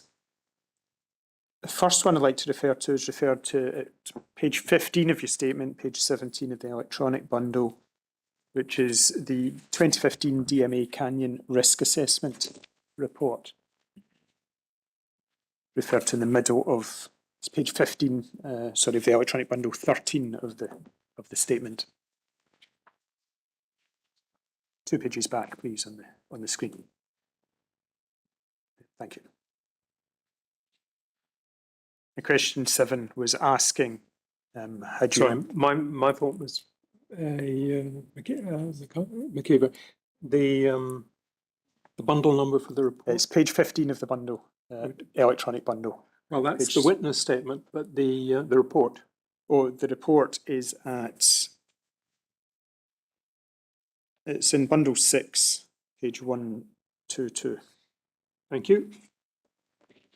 Now, I'm not actually going to take you to that report. You've seen it, it's very lengthy. But what I'm interested in is that you mention that in your answer to question 7, that you don't recall having seen that report. And then at question 8, slightly further down, that appears to imply that you did see the reports, but not at the time of your first meeting at QEUH. Are you able to be any clearer today as to when and perhaps by whom? I've given it a lot of thought, actually. I've tried to think about when I first saw it, and I can't recall when I first saw it, and I can't be absolutely sure that I didn't see it for the first time as part of the bundles that were provided to me for this inquiry. So I'm not absolutely certain when I did first see that report. All I can say is that it wasn't shown to me at the very beginning, when I first met with and talked with Ian Powrie. Okay, well that's fair. My question then in that case is that once you did see it, were you surprised that you had not been shown it at the very outset by Ian Powrie? It was of some relevance, yeah, clearly, because it set out a number of problems in the water system, which were identified during the risk assessment. And so it would have been useful for me to have known some of that information that was discovered during the risk assessment. But it was not absolutely essential for me to know that, because as far as I understood it, I was required mainly to discuss the issues going forward in terms of controlling the organisms in the water system. And obviously this was a retrospective view, but had an impact on the water.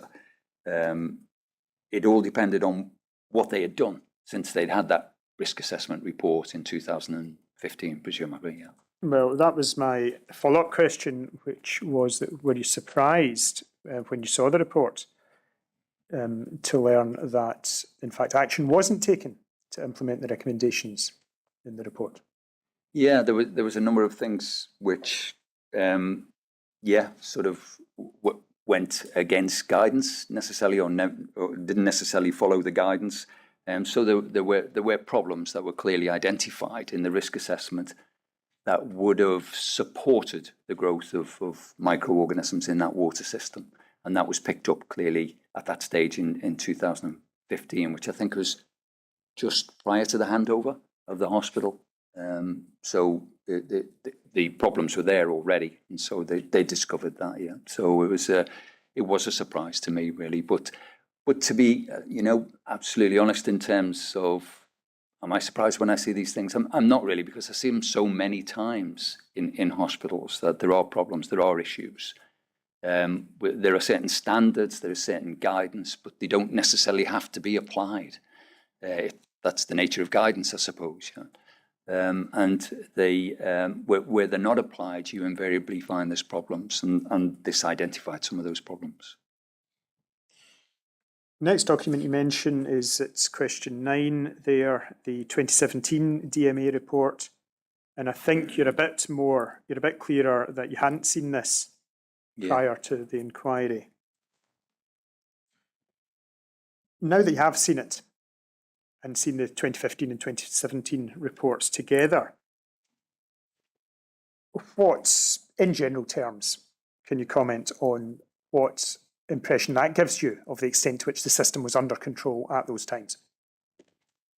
Yeah, there were, in those intervening 2 years, from the 2015 to the 2017 risk assessment, you could see that some of the problems were still there, identified in the 2017 risk assessment, that were mentioned in the 2015. So they hadn't necessarily been addressed from the 2015 risk assessment. So there were issues there, and there were significant issues as well. They were particularly relevant, and I was concerned about the number of issues that were identified in the 2017 risk assessment. You're concerned both about number and about specific issues that you saw there? Yeah, and I listed a lot of them in my report on page 14 of my document there. You can see them. I particularly highlighted a number of them. Is there any one or two that strike you as being of particular concern from your perspective? Yeah, I mean, in fact, I go into that on page 15, as I see it.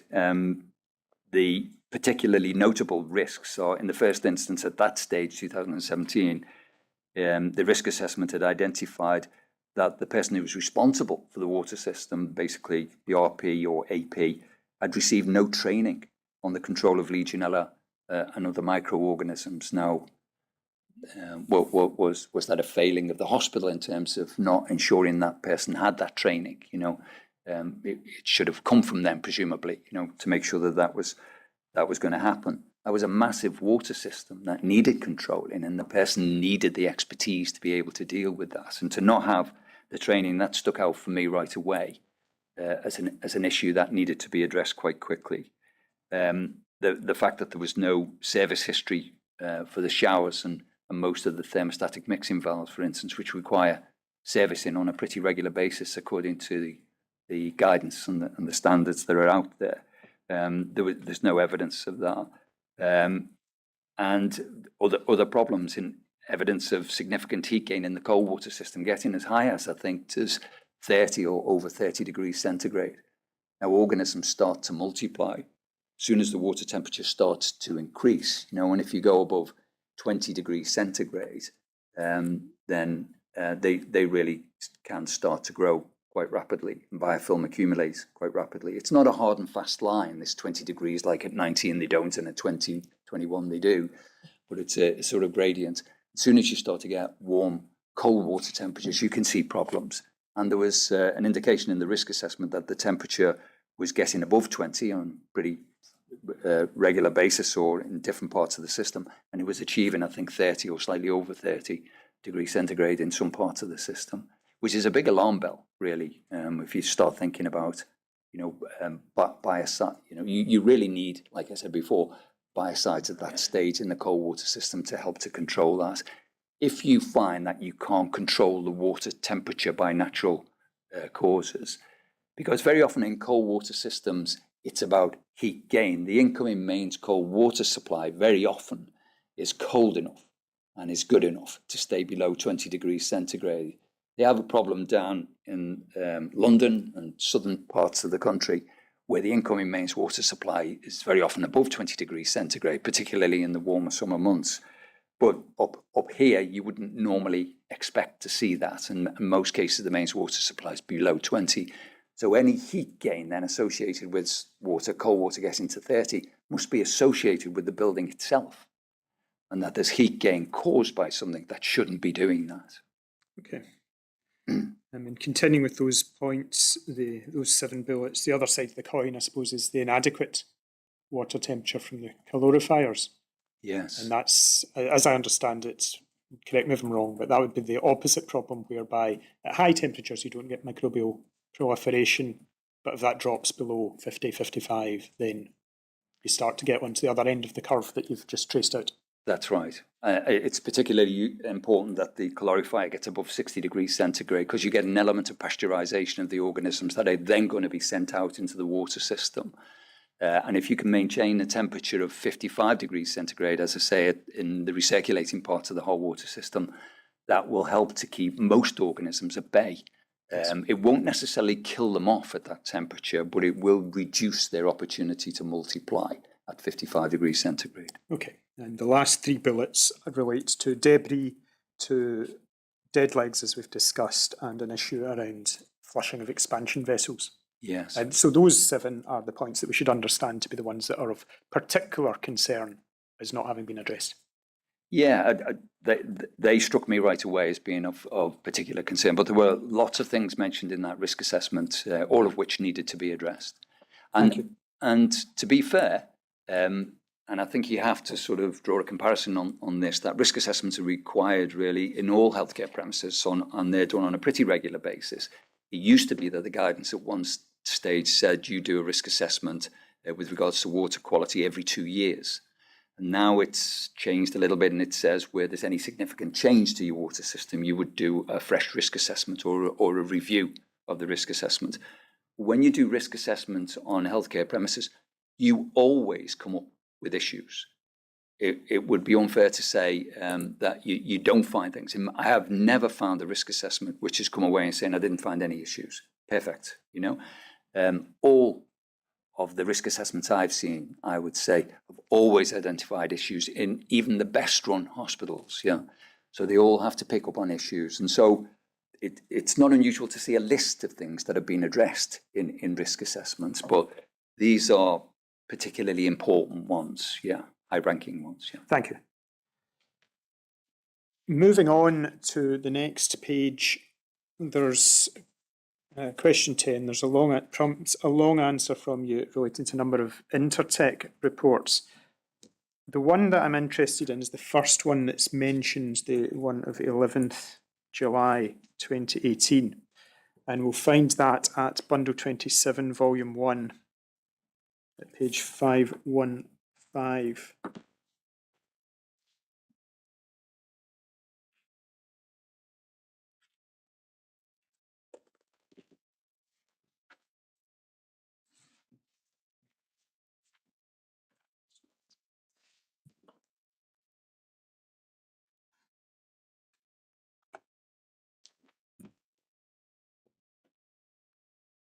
Now, the particular features that I'm interested in, I think there's 3 pages I'll take you to. First one would be page 517. And that's a table of results.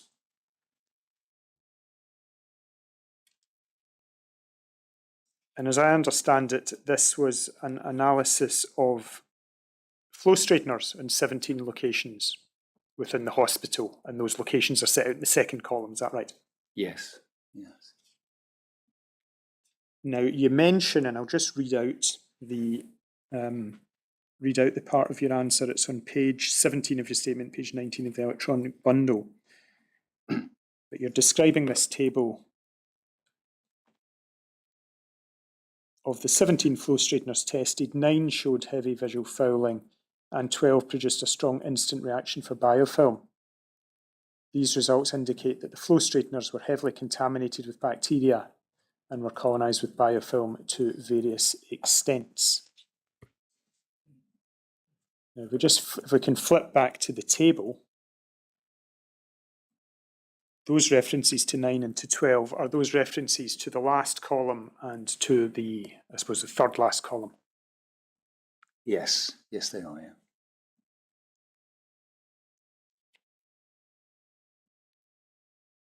I wonder, can you explain what concerns that prompted for you?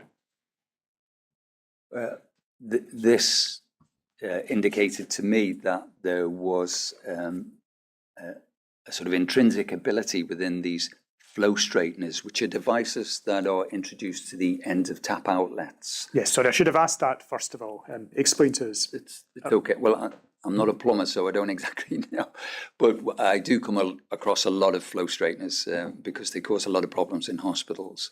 So much so that the guidance now advises against installing them. Yeah. against using them. And the flow straighteners in this particular case have been taken from various parts of the hospital and analysed. And you can see from the column that says the estimate total count per item, so that's per flow straightener, is that there's some very large numbers there, and they are the counts. In some cases, I think it's 20 million in most cases. So you're looking at very high counts. So 2 times 10 to the 7, which is very high counts of organisms. So they've recovered by taking these flow straighteners out, washing them in a diluent, and then culturing that diluent onto agar plates and doing various dilutions to try and get an idea of the number of organisms there, which is always quite difficult to do because you don't know at the outset what there is there. But you can see that in every case, they've recovered a very large number of microorganisms from every one of those flow straighteners. So that is an indication. Plus, when you look at the end column there, biofilm, that is a sort of relatively crude assessment of the amount of biofilm which is present in the flow straighteners, and that is measured sort of in a semi-quantitative way by adding hydrogen peroxide, which is the reagent that was used here, to the biofilm. Now, in biofilm, because there's so many organisms, they produce an enzyme called catalase. And catalase breaks down hydrogen peroxide, and it is effervescent when it does that. So you see visible bubbles as soon as the two come together. And that's what they've done in this relatively crude test, but it is quite useful to show, one, that you've got biofilm there, and it's comprising lots of different organisms that have produced this enzyme catalase, and so you get this effervescence. And so the grading of the effervescence, how many bubbles are there, how quick, and so on, would then be graded from 0 to 5 in their particular case that they've used there. 5 being the most effervescent and the most biofilm with lots of organisms there at that particular time. So that is just a general indicator of the presence of another indicator of the presence of biofilm, the presence of microorganisms there. But these don't match up precisely. So where you've got heavy in the soiling column, it doesn't necessarily mean you're going to have 5 out of 5 in the biofilm column, and nor does it necessarily mean you're going to have the highest of numbers. Yes, that's correct. And what that means is you can't always rely on just looking at something, because the reference there to soiling visual is of clearly what you see in terms of visual soiling. What it does show you is that you can actually get biofilm there where you can't see obvious soiling. And so you can get some reactions where there has been no visual soiling. So for instance, in one of the ones down that's got a biofilm of reaction of 5, it says no soiling visual. So there's an example there of where there was clearly biofilm, but it wasn't seen. It couldn't be visually seen. Yes, thank you. If I were to summarise this, if you were to summarise this rather, would be per your answer that flow straighteners in this hospital are heavily contaminated with biofilm as a generality. Would that be fair? Yes, because it looks like the distribution of these flow straighteners is from different parts of the hospital, Ward 8, Ward 6, Ward 2, different parts. I don't know how they match up in terms of what floor levels they're on and so on. So I'd really need a map to see that. So if they were distributed all around the hospital, then that would indicate that the flow straighteners possibly all over the hospital had a problem. If that were the case, then perhaps an obvious question, but what is the problem? Where does that problem come from? Possibly, there's 2 answers to that. It could come from, excuse me, initially, it could be that the flow straighteners were delivered with contamination in them. And that's a possibility. And I have seen that in other hospitals where the contamination was introduced by contaminated flow straighteners coming with contamination already in them. Because some taps, for instance, are pressure tested with water prior to being sent out to the places that have bought them. And certainly on one occasion where I've been to a tap manufacturer, there has been a situation where the test rig to pressure test these taps was using quite dirty water, contaminated water. And I drew their attention to this.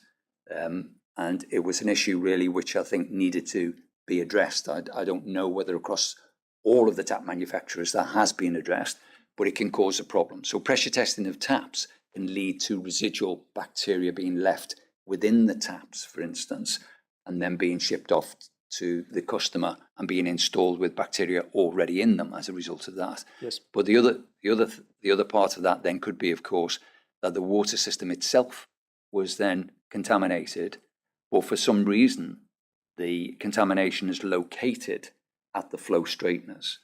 And some flow straighteners, well, nearly all flow straighteners have some sort of structure, a mesh or whatever, which is an impediment to the flow of water to a certain extent, and is a sieve in some ways, and can sort of take out bits of debris from the water system.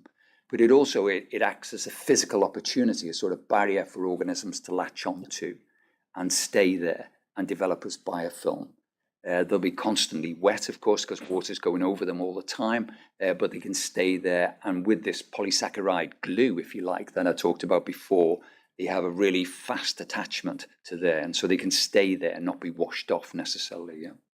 If we move forward 5 pages in the reports to 5.2. Before we Yes. leave the table, do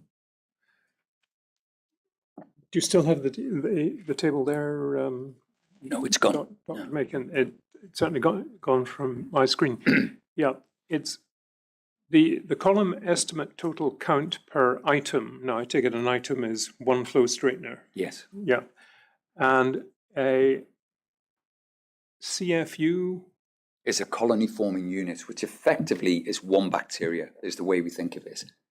It's not absolutely true, because a CFU is an agar plate. If you think of an agar plate with a colony on it, an Yes. agar plate is a colony of bacteria. Normally, if you put one bacteria on that agar plate, it will grow to produce a colony. Mm-hmm. So after 24, 48 hours incubation, it would grow and you would see it as a visible colony. So we call it a colony forming unit. We assume that that comes from one bacteria that has created that. But you can get, particularly where you've got biofilm, an accumulation of organisms, which could be 10 organisms, 100 organisms, 1,000 in a biofilm.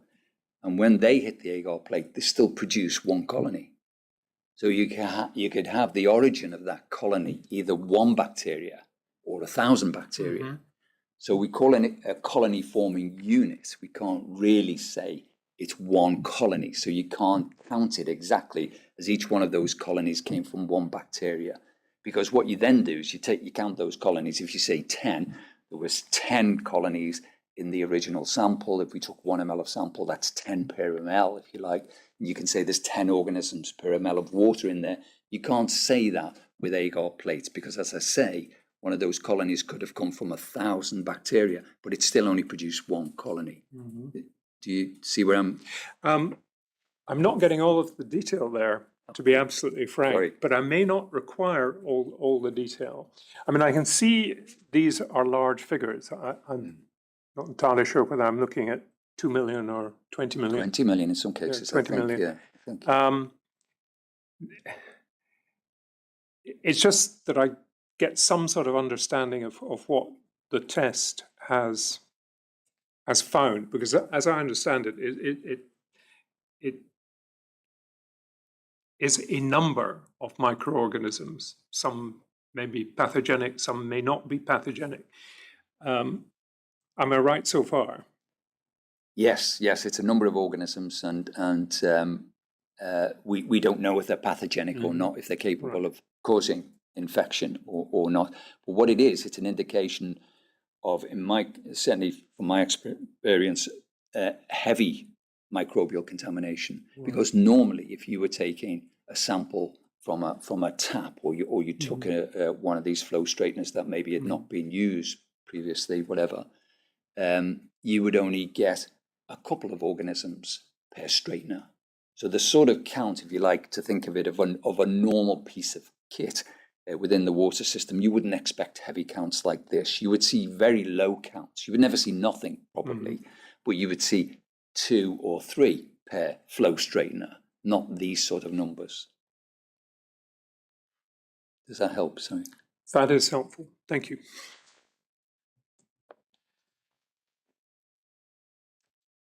Sorry, Ms.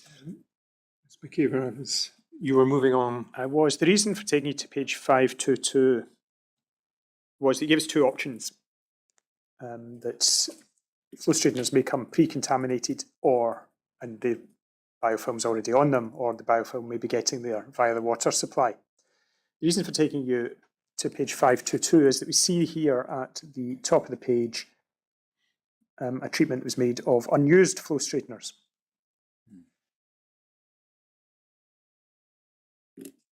Now, the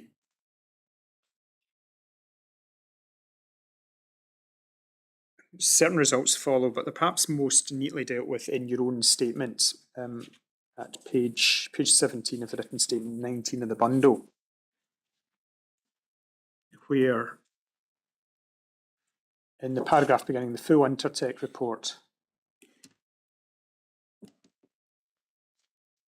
contains the results of analysis of 25 unused flow straighteners that were fitted to taps and tested for bacteria over time.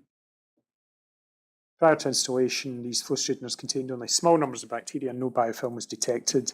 Flow straighteners were tested over a period of more than a month, and the results showed they contained increasing numbers of a wide range of bacteria, and after a month showed a 500,000-fold increase in bacteria. At this stage, all flow straighteners tested positive for biofilm, and over 70% were heavily positive for biofilm. Does that clear up the question as to whether it's option 1 or option 2? Yes, it would suggest that the flow straighteners, because they've taken unused flow straighteners here and tested them, and as I mentioned before, there were not very heavy counts. There was a low level of bacteria detected in the unused flow straighteners. The only caveat there, the thing to bear in mind, is that if flow straighteners, let's say, for instance, had been pressure tested in the way I described before, and then maybe left on a shelf in a plastic bag or something before they were sent off to the customer, it might well be that those organisms at that stage, as the water is starting to disappear and it's drying out, those organisms will become stressed. And so what you can get is a state of what's called VBNC, which is viable but non-culturable.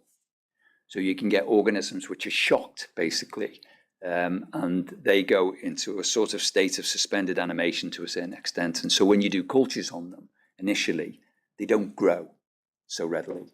And so you don't get a number of organisms on the agar plate to see that those organisms are there, but they may still be there, but they're just not growing on an agar plate because they've been stressed and they need a bit more cajoling, basically, before they eventually will grow on an agar plate.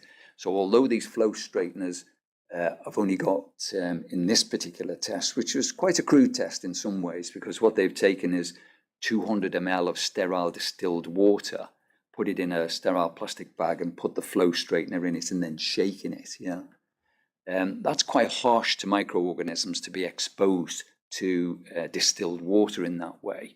Normally you would have much more supportive media to allow them to come through.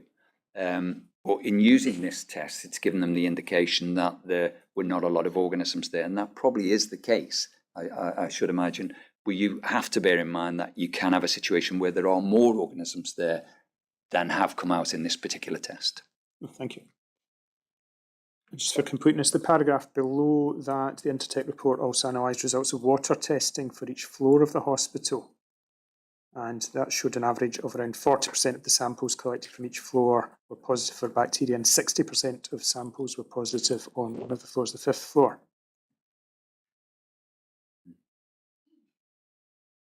What do you take from that? How widespread does that indicate contamination is?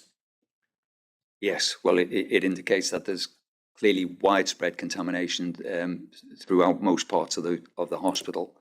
How would you translate that into level of threat to patients, particularly to any specific patient cohorts? Yeah. In most cases, given the organisms that were being recovered, it wouldn't be particularly dangerous to most patients in that hospital. But immunocompromised patients, as I mentioned earlier,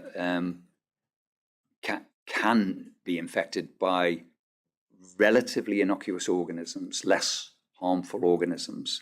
And so this, for the general type of patients in the hospital, would not present a particular threat at this stage. But it is an indication of the fact that the system, the water system, is conducive to the growth of organisms in general. And you would take from that at some stage, other more pathogenic organisms might be able to grow in larger numbers, for instance, Legionella and Pseudomonas aeruginosa and so on. The organisms that they were recovering here were relatively background organisms which you'd see in water systems, which, as I say, would not bother you and I. Thank you. And just largely for completeness, there's over the page, page 20 of the bundle, 18 of your paper copy, halfway down that page where there's an Intertech report from October of 2018.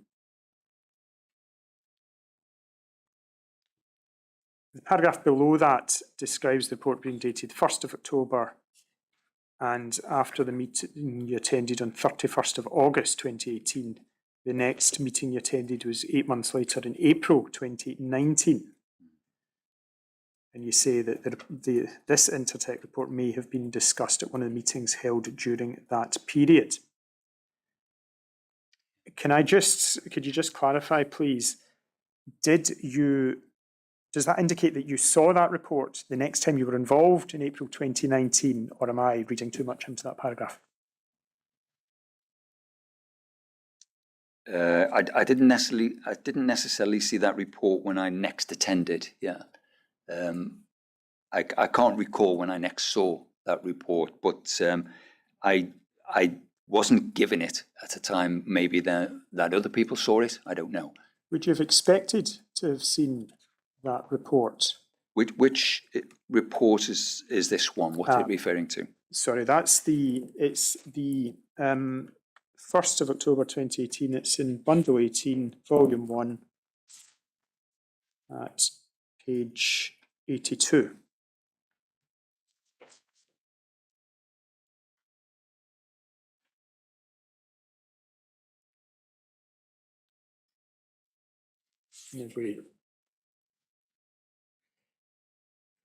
It's perhaps easiest, rather than scrolling through the report, if I just refer to your own description of it back on your statement.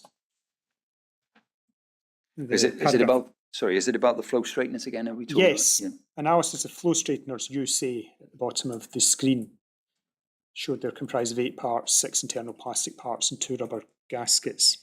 Yeah.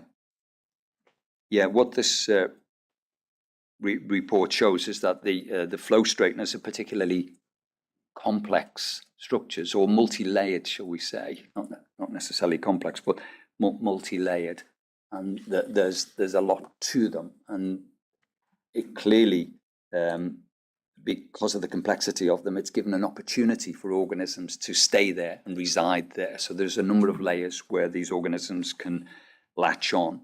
And so that other study that we referred to previously shows that the contamination that was there was supported by the complexity of these flow straighteners because of the number of layers that were there.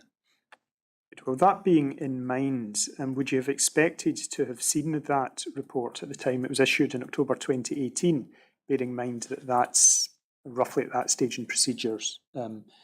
You had lodged your reports on Chlorius 2, but chlorine dioxide dosing had not yet commenced. I would have expected to see that report, and I may well have seen that report. I can't be absolutely certain when I did see it, yes. Unfortunately, My memory's not as good as it used to be, and it's sort of 6 years ago, so I can't remember it with accuracy. Well, I suppose the more important question is, had you seen that at the time it was issued, would it have changed any opinions or actions that you recommended? Not necessarily any actions recommended by me, because in fact, one of the things that sort of impressed me about all of this is the fact that the hospital was moving on in terms of looking at the possible causes of the contamination, and they'd done some great work, I thought, in terms of, for instance, considering the flow straighteners and the fact that they could have been a contribution towards this contamination. And clearly, from the results we just discussed, there was an issue there to be addressed, and so contamination would accumulate at these flow straighteners. And I was impressed by the fact that the hospital had put in the effort at that stage and looked at already, without me recommending this. This was not one of my recommendations. They didn't ask me about this. But obviously some stage later on, I was informed about this, maybe at one of the meetings that I attended. But this was impressive, I thought, that they'd looked at the flow straighteners and done such analysis, microbiological analysis, breaking them down, taking the samples and considering them as a potential source of contamination within the water system. So I was quite impressed by that. Okay, there, among the bundle of documents that you got, there were, I think, 2 or 3 miscellaneous documents that I'll just have put onto the screen for you. There was, within bundle 27, volume 3, at page 622.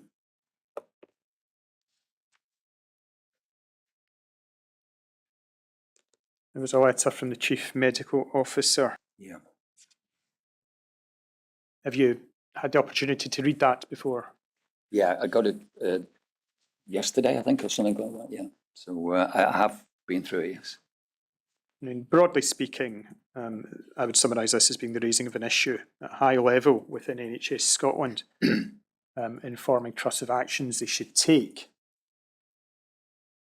And if we see in the background section in the middle of that page, that relates to incidents of Pseudomonas related infections reported across the UK, where the source of infection is thought to be related to hand washing facilities. And if we go on to the next page, we see the last of the directions or suggestions. Ensure all taps are flushed in accordance with the attached best practice for hand wash basins to minimise the risk of Pseudomonas aeruginosa contamination in high-risk units. Yes. Right, so that letter was from April 2012, I believe. I wonder, can we go back a page to see the dates actually on it? February 2012. The next document was within bundle 3 at page 5. This was SBAR documentation. This is internal document recording consultation process between Greater Glasgow and Clyde and Health Protection Scotland, seeking of advice.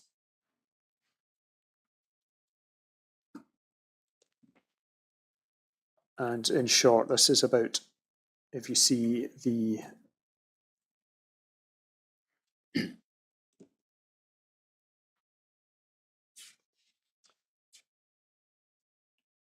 assessment section, or rather the situation describes this as being the requirement to remove flow straighteners from the taps procured for the new Southern General Hospital. You may or may not be aware of that, but Southern General Hospital is the name of the hospital that was formerly on the site. It's now the Queen Elizabeth Hospital. In the background is a description of a particular Horn Optotherm tap with flow straighteners. And the assessment, the second bullet, is focusing upon current guidance and minimising the risk of Pseudomonas aeruginosa infection from water.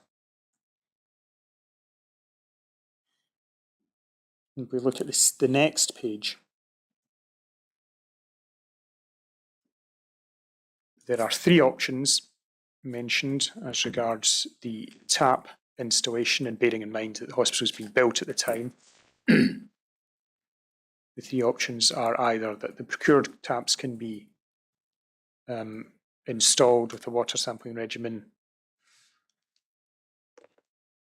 2 modifies that slightly, and that the procured taps be installed in clinical areas, excluding high-risk units, with procured taps without flow straighteners in high-risk units. And the third option was to install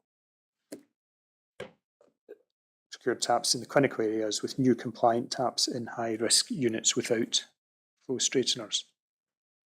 If we go down to the recommendation,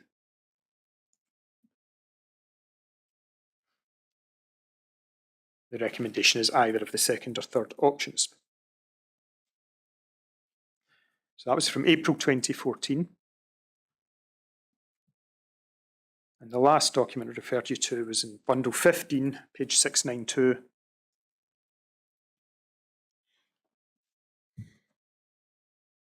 And this is Thank you. I'm just wondering if I'm keeping up. The document we've just been looking at, you introduce as an S bar. Is that correct? Yes. Right. Do we know anything more about that document? The date is not, I think, on it, but it's from April 2014. I'm not sure I have any further details to offer. So we don't know the author? No. Right. Thank you.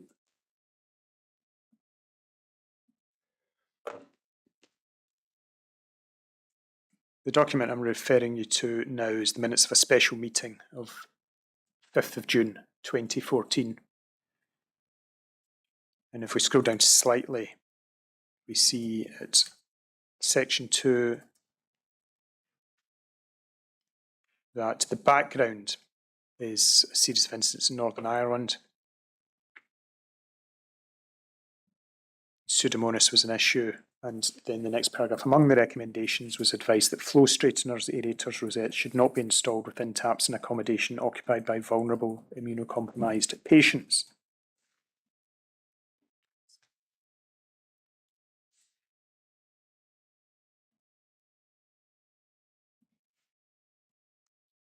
If we go down to the next page, I think probably one page further on, it's section 5.3.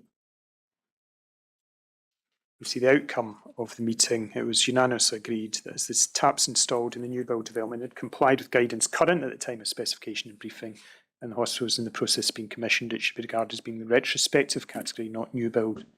There was no need to apply additional flow control facilities or remove flow straighteners, and any residual perceived or potential risks would form part of the routine management process. Now, again, I remind you that was June 2014. Now, against that background, those documents from 2012 and 2014, you mentioned that you were impressed that there had been digging into flow straighteners in 2018. Does that change your view as to how impressed you might be as to the amount of analysis that was being undertaken in 2018? Well, it sort of indicates where the idea came from in a way, because obviously there was a focus on flow straighteners, and the various documents you mentioned there were talking about flow straighteners and the risk they present to water systems. And so the analysis of those flow straighteners undertaken by the hospital was appropriate to do that. And I suppose all it did really in some ways was confirm all of this. Flow straighteners, particularly more complex flow straighteners, can be a source of contamination in the water system. And very difficult, in my opinion, to get rid of unless you get rid of the flow straightener. Thank you.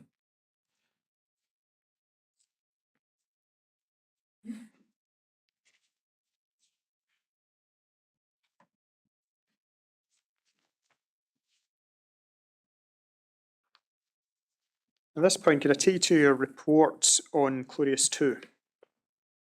Now, we've discussed Chlorius 2 in a little bit of detail already. It's bundle 27, page 503. And so I don't need to look at this in considerable detail. But in the introduction section, you introduce by saying, following the identification of hospital-acquired infections, cuprividis and stentriformonas, it's QEUH, and the detection of those bacteria in various parts of the hospital's hot and cold water systems, it is considered necessary to treat these water systems with a residual biocide. Do you know who made that decision? I believe it was the incident management team.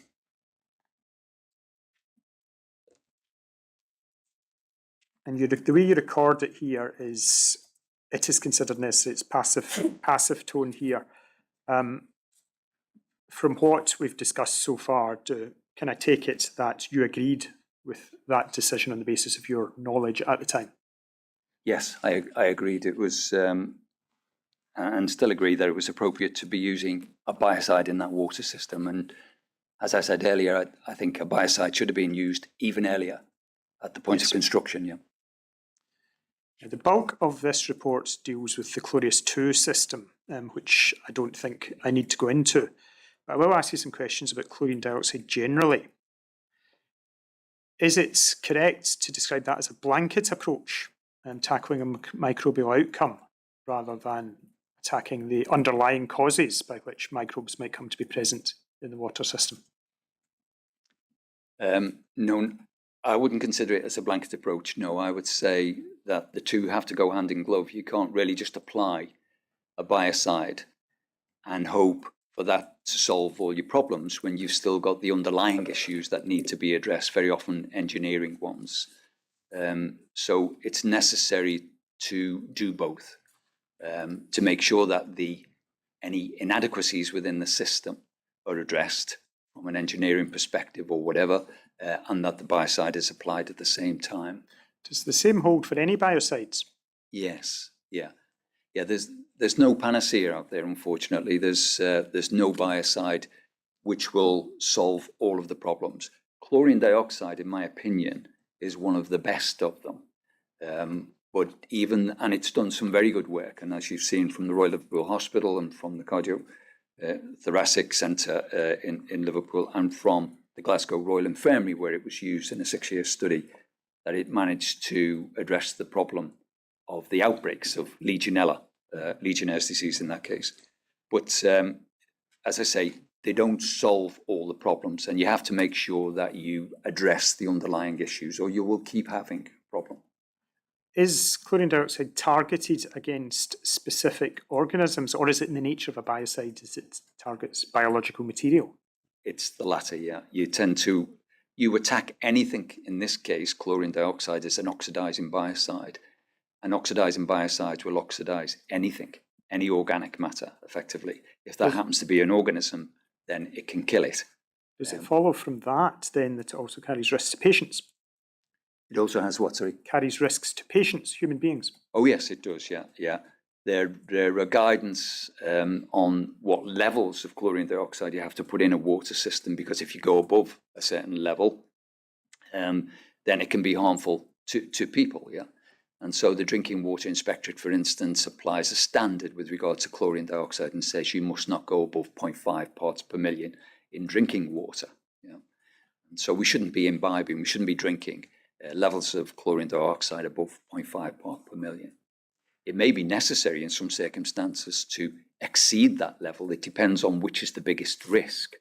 If you've got a situation where you've got organisms threatening people in a building, particularly patients in a hospital, for instance, you may choose to go above that level, but you would have to take the necessary safeguards. For instance, say that the water then is no longer fit for drinking, and because you are more concerned maybe about the microbiological risk and therefore need a higher level of chlorine dioxide.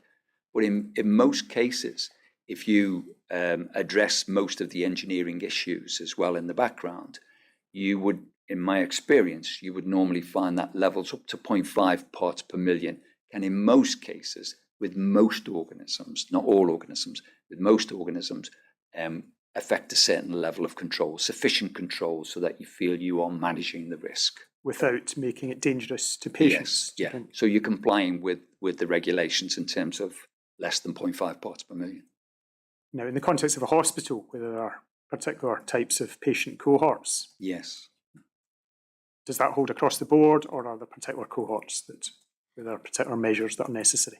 There are when you are considering using a biocide such as chlorine dioxide and some other biocides as well, so silver and hydrogen peroxide, for instance, you have to be particularly careful about certain classes of patients, for instance, renal dialysis patients, and you have to sort of make sure that chlorine dioxide or these other biocides are not getting into the units that would be using that water, say, for renal dialysis. And equally, some babies may be susceptible to some of the degradation products from, for instance, chlorine dioxide, like sodium chloride, for instance. And so you would protect those particular units, renal dialysis unit and neonatal units possibly, from exposure to chlorine dioxide. The other side of the coin that I have in mind is a reference you made earlier in your evidence to the effects of biocides being reduced. I think you said 100 to 1,000-fold if biofilm were present, and that was because of the kind of glue substance, as I understood it. Yes, that's operation. Right. Yes, that's right. What I'm interested in is what are the implications of this in an occupied hospital? Specifically, how do you eradicate or adequately treat biofilm safely in a hospital that's occupied with that increased effect in mind? The answer is it's difficult, and it takes time. It's one of the reasons that it's always mentioned, and I think it's mentioned in some of the evidence that were provided in the bundles, that it's going to take time for chlorine dioxide to work in this situation. Because you are slowly wearing down the biofilm, which has accumulated over whatever period of time. You are slowly trying to reduce it. And that's because you can only go up to that level of 0.5 parts per million. One of my recommendations when I agreed with them about the use of chlorine dioxide in this hospital is that they should use, prior to the introduction of continuous dosing with chlorine dioxide, that they use shock treatment as well, which is higher levels of a particular biocide. Could be chlorine dioxide, could be chlorine. Did you recommend that at Queen Elizabeth? I did. Yes. Yeah. In my recommendation, I think it's in some of the minutes of some of the meetings that I did attend, of the 8 or 9 meetings I did attend, where I've suggested that they should be using shock dosing first, effectively to soften up the biofilm that is accumulated over a certain period of time.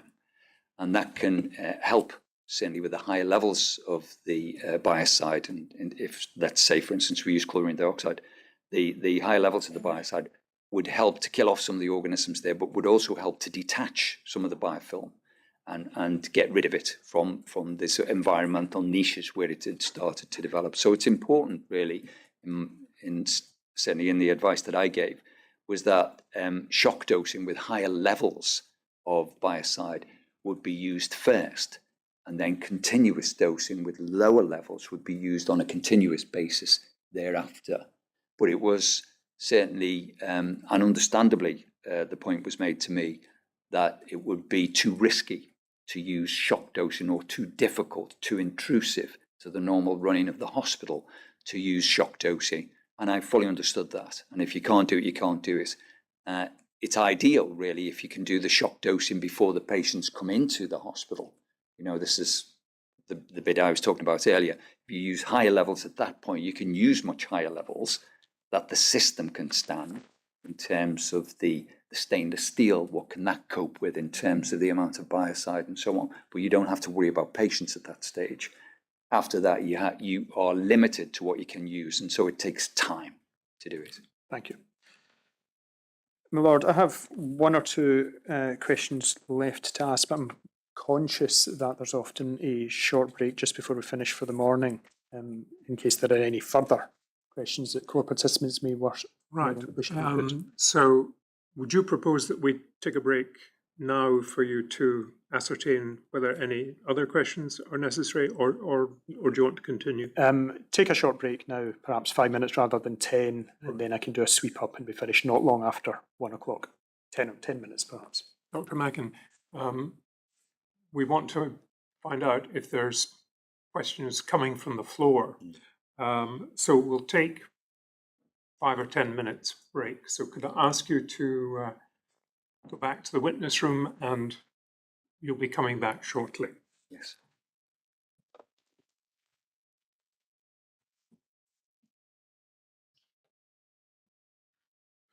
Please stand.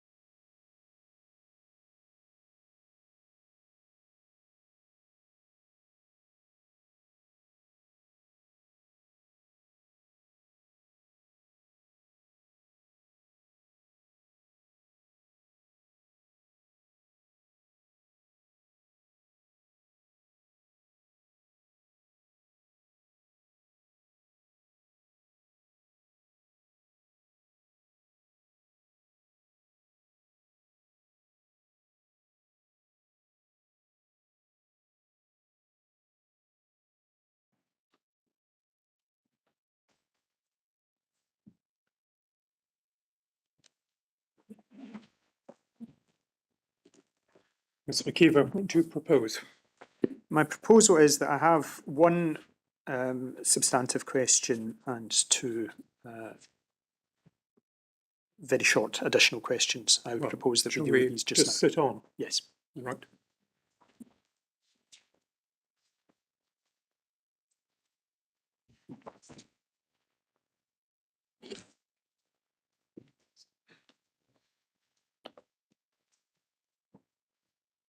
Ms. McKeever. Thank you. I hope we can be very brief. I've got one substantive question for you, which will require looking at one of the minutes for one of the IMTs. It's in Bundle 1, page 322. Sorry, could you give me that again? Bundle 1, 322. 320, yes, thank you. Now, the actual details of the meeting, I don't think we need to go into, but there's the point I'm interested in, there's a reference in the top paragraph on this page to a suggestion being made by one of the participants at TI. Sorry, just so I'm keeping up. This is a minute of an incident management team meeting on the 19th of June, 2019. Yes, that's correct. Right. Apologies, Mark. Thank you. The particular reference I'm interested in is at the top of the page 322.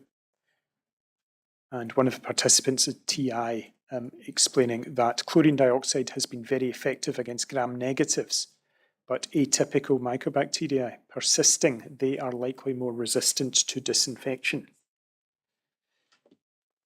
One of the mycobacterium which have arisen as an issue at Queen Elizabeth is an organism called Mycobacterium chelonae. Are you familiar with that organism? Yes.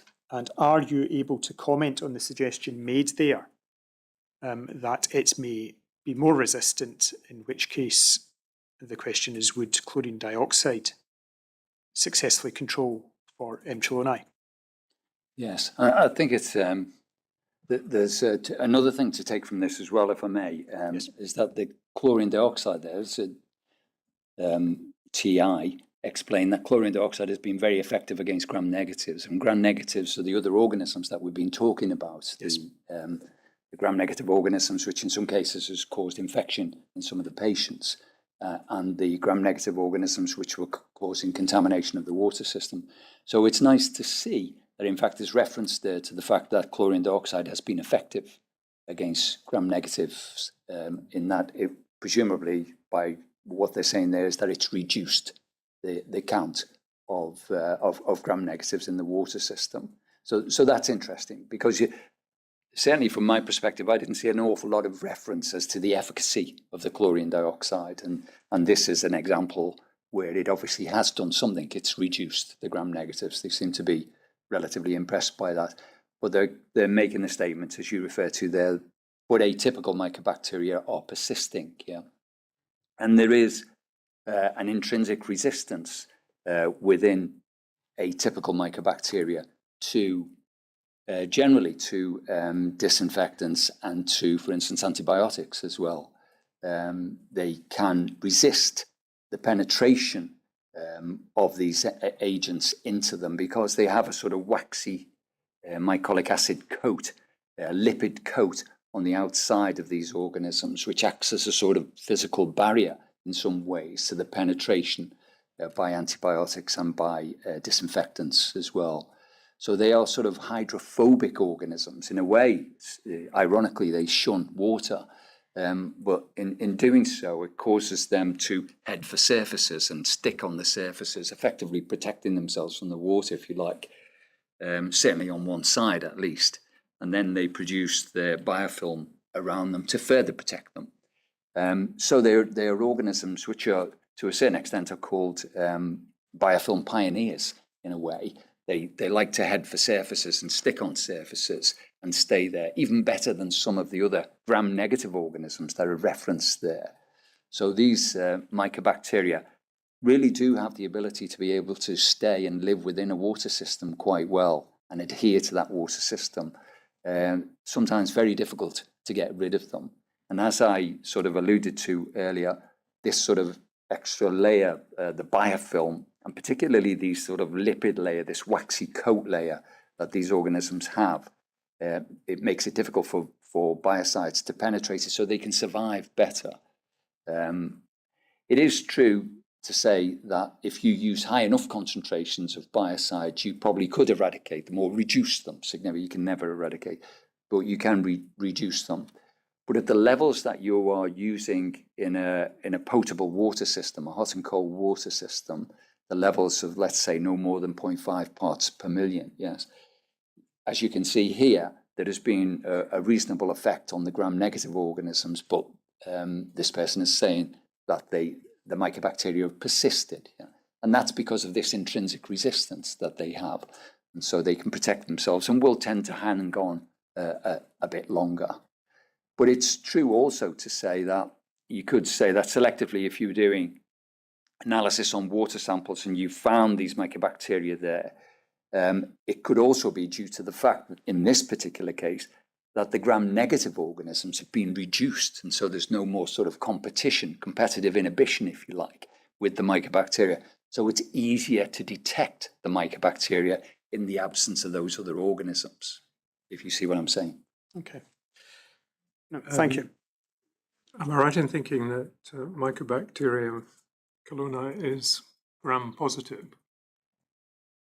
It is a or is that not the right question? Well, no, it's a reasonable question. Yes. I believe it might. I believe it is. I actually can't remember whether it's gram-positive or gram-negative, but it is a rod-shaped bacteria. Yeah. It tends not to be gram-stained, which is one of the reasons why I hesitate on that particular question, because it's an acid-fast stain, a different type of stain that's used to identify mycobacteria, something called initially a Zeil-Nielsen stain, which differentiates on the basis whether that stain is acid-fast or not. So it's different from a gram stain. Right. But the characteristic of the Mycobacterium coloni, which you were explaining to Mr. McKeever, the lipid coating, I take it that's quite a separate matter from how you identify by staining. Yes.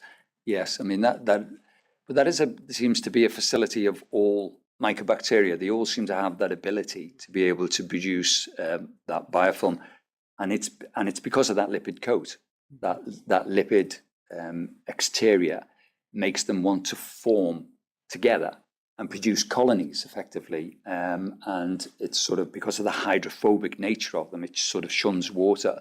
It will head for surfaces and stay there. So it is very good at attaching to surfaces and very difficult to remove once it is established. Yes. Thank you. Sorry, Ms. McKee. Yes, only two last questions. First one's really procedural. I didn't take you to your TAP report at all. You've addressed that at answer 15 of your statement. My only question for you is, we can read that for ourselves. Do you still stand by that report? This is the tap, the automatic taps versus the manual flushing. Yes. Yes, I've no reason to disagree with it. Yes. Thank you. And my concluding question then in that case is that at question 18 on page 39 of the bundle 37 of the written statement, you were asked for additional comments and you address certain matters. You start out by referring to there being no standards or guidance other than the ones pertaining to Legionella and to Pseudomonas. Is that still your view? Yes. I don't see any other standards for these other organisms. For instance, what is an acceptable number? So we have very defined guidance now, very detailed guidance on what constitutes an unacceptable number of Pseudomonas and an unacceptable number of Legionella, for instance. Well, there is virtually nothing on other organisms. Thank you. You do mention a few other matters in that answer we can read for ourselves. Sewage I've already taken you to. I think we've addressed continuous dosing. Is there anything else arising from that answer that you'd wish to share with us? Anything from this answer? Yes. Can I just find it on the, so what's the page number on, as I see it? It's page 37 of the written 37. statement.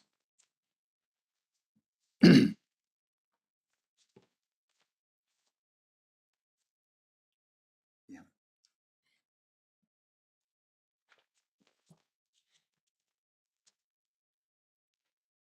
Yes, I think I've made the point there in that answer, really, which is what I stated at the beginning, is that one of the issues, I think, which this particular hospital unfortunately has fallen foul of, is the fact that there was no specific guidance to do routine testing for Pseudomonas aeruginosa. And had that been there, it might have helped them earlier on. So that was a particularly relevant point. And I thought possibly when the Scottish HTM is rewritten, they may want to reconsider that. It would be my suggestion with regards to that. Thank you. I have no further questions, my Lord. Is that all you wanted from me with regards to this particular answer, or do you need me to? That was all I had. Okay. Thank you.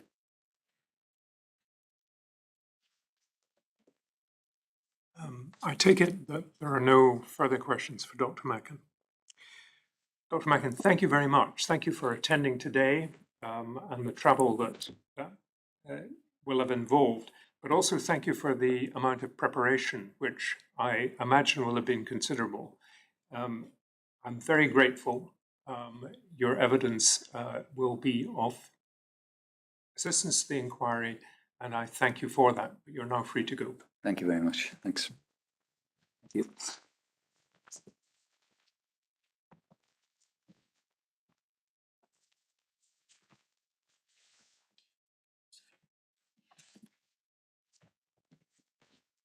Thank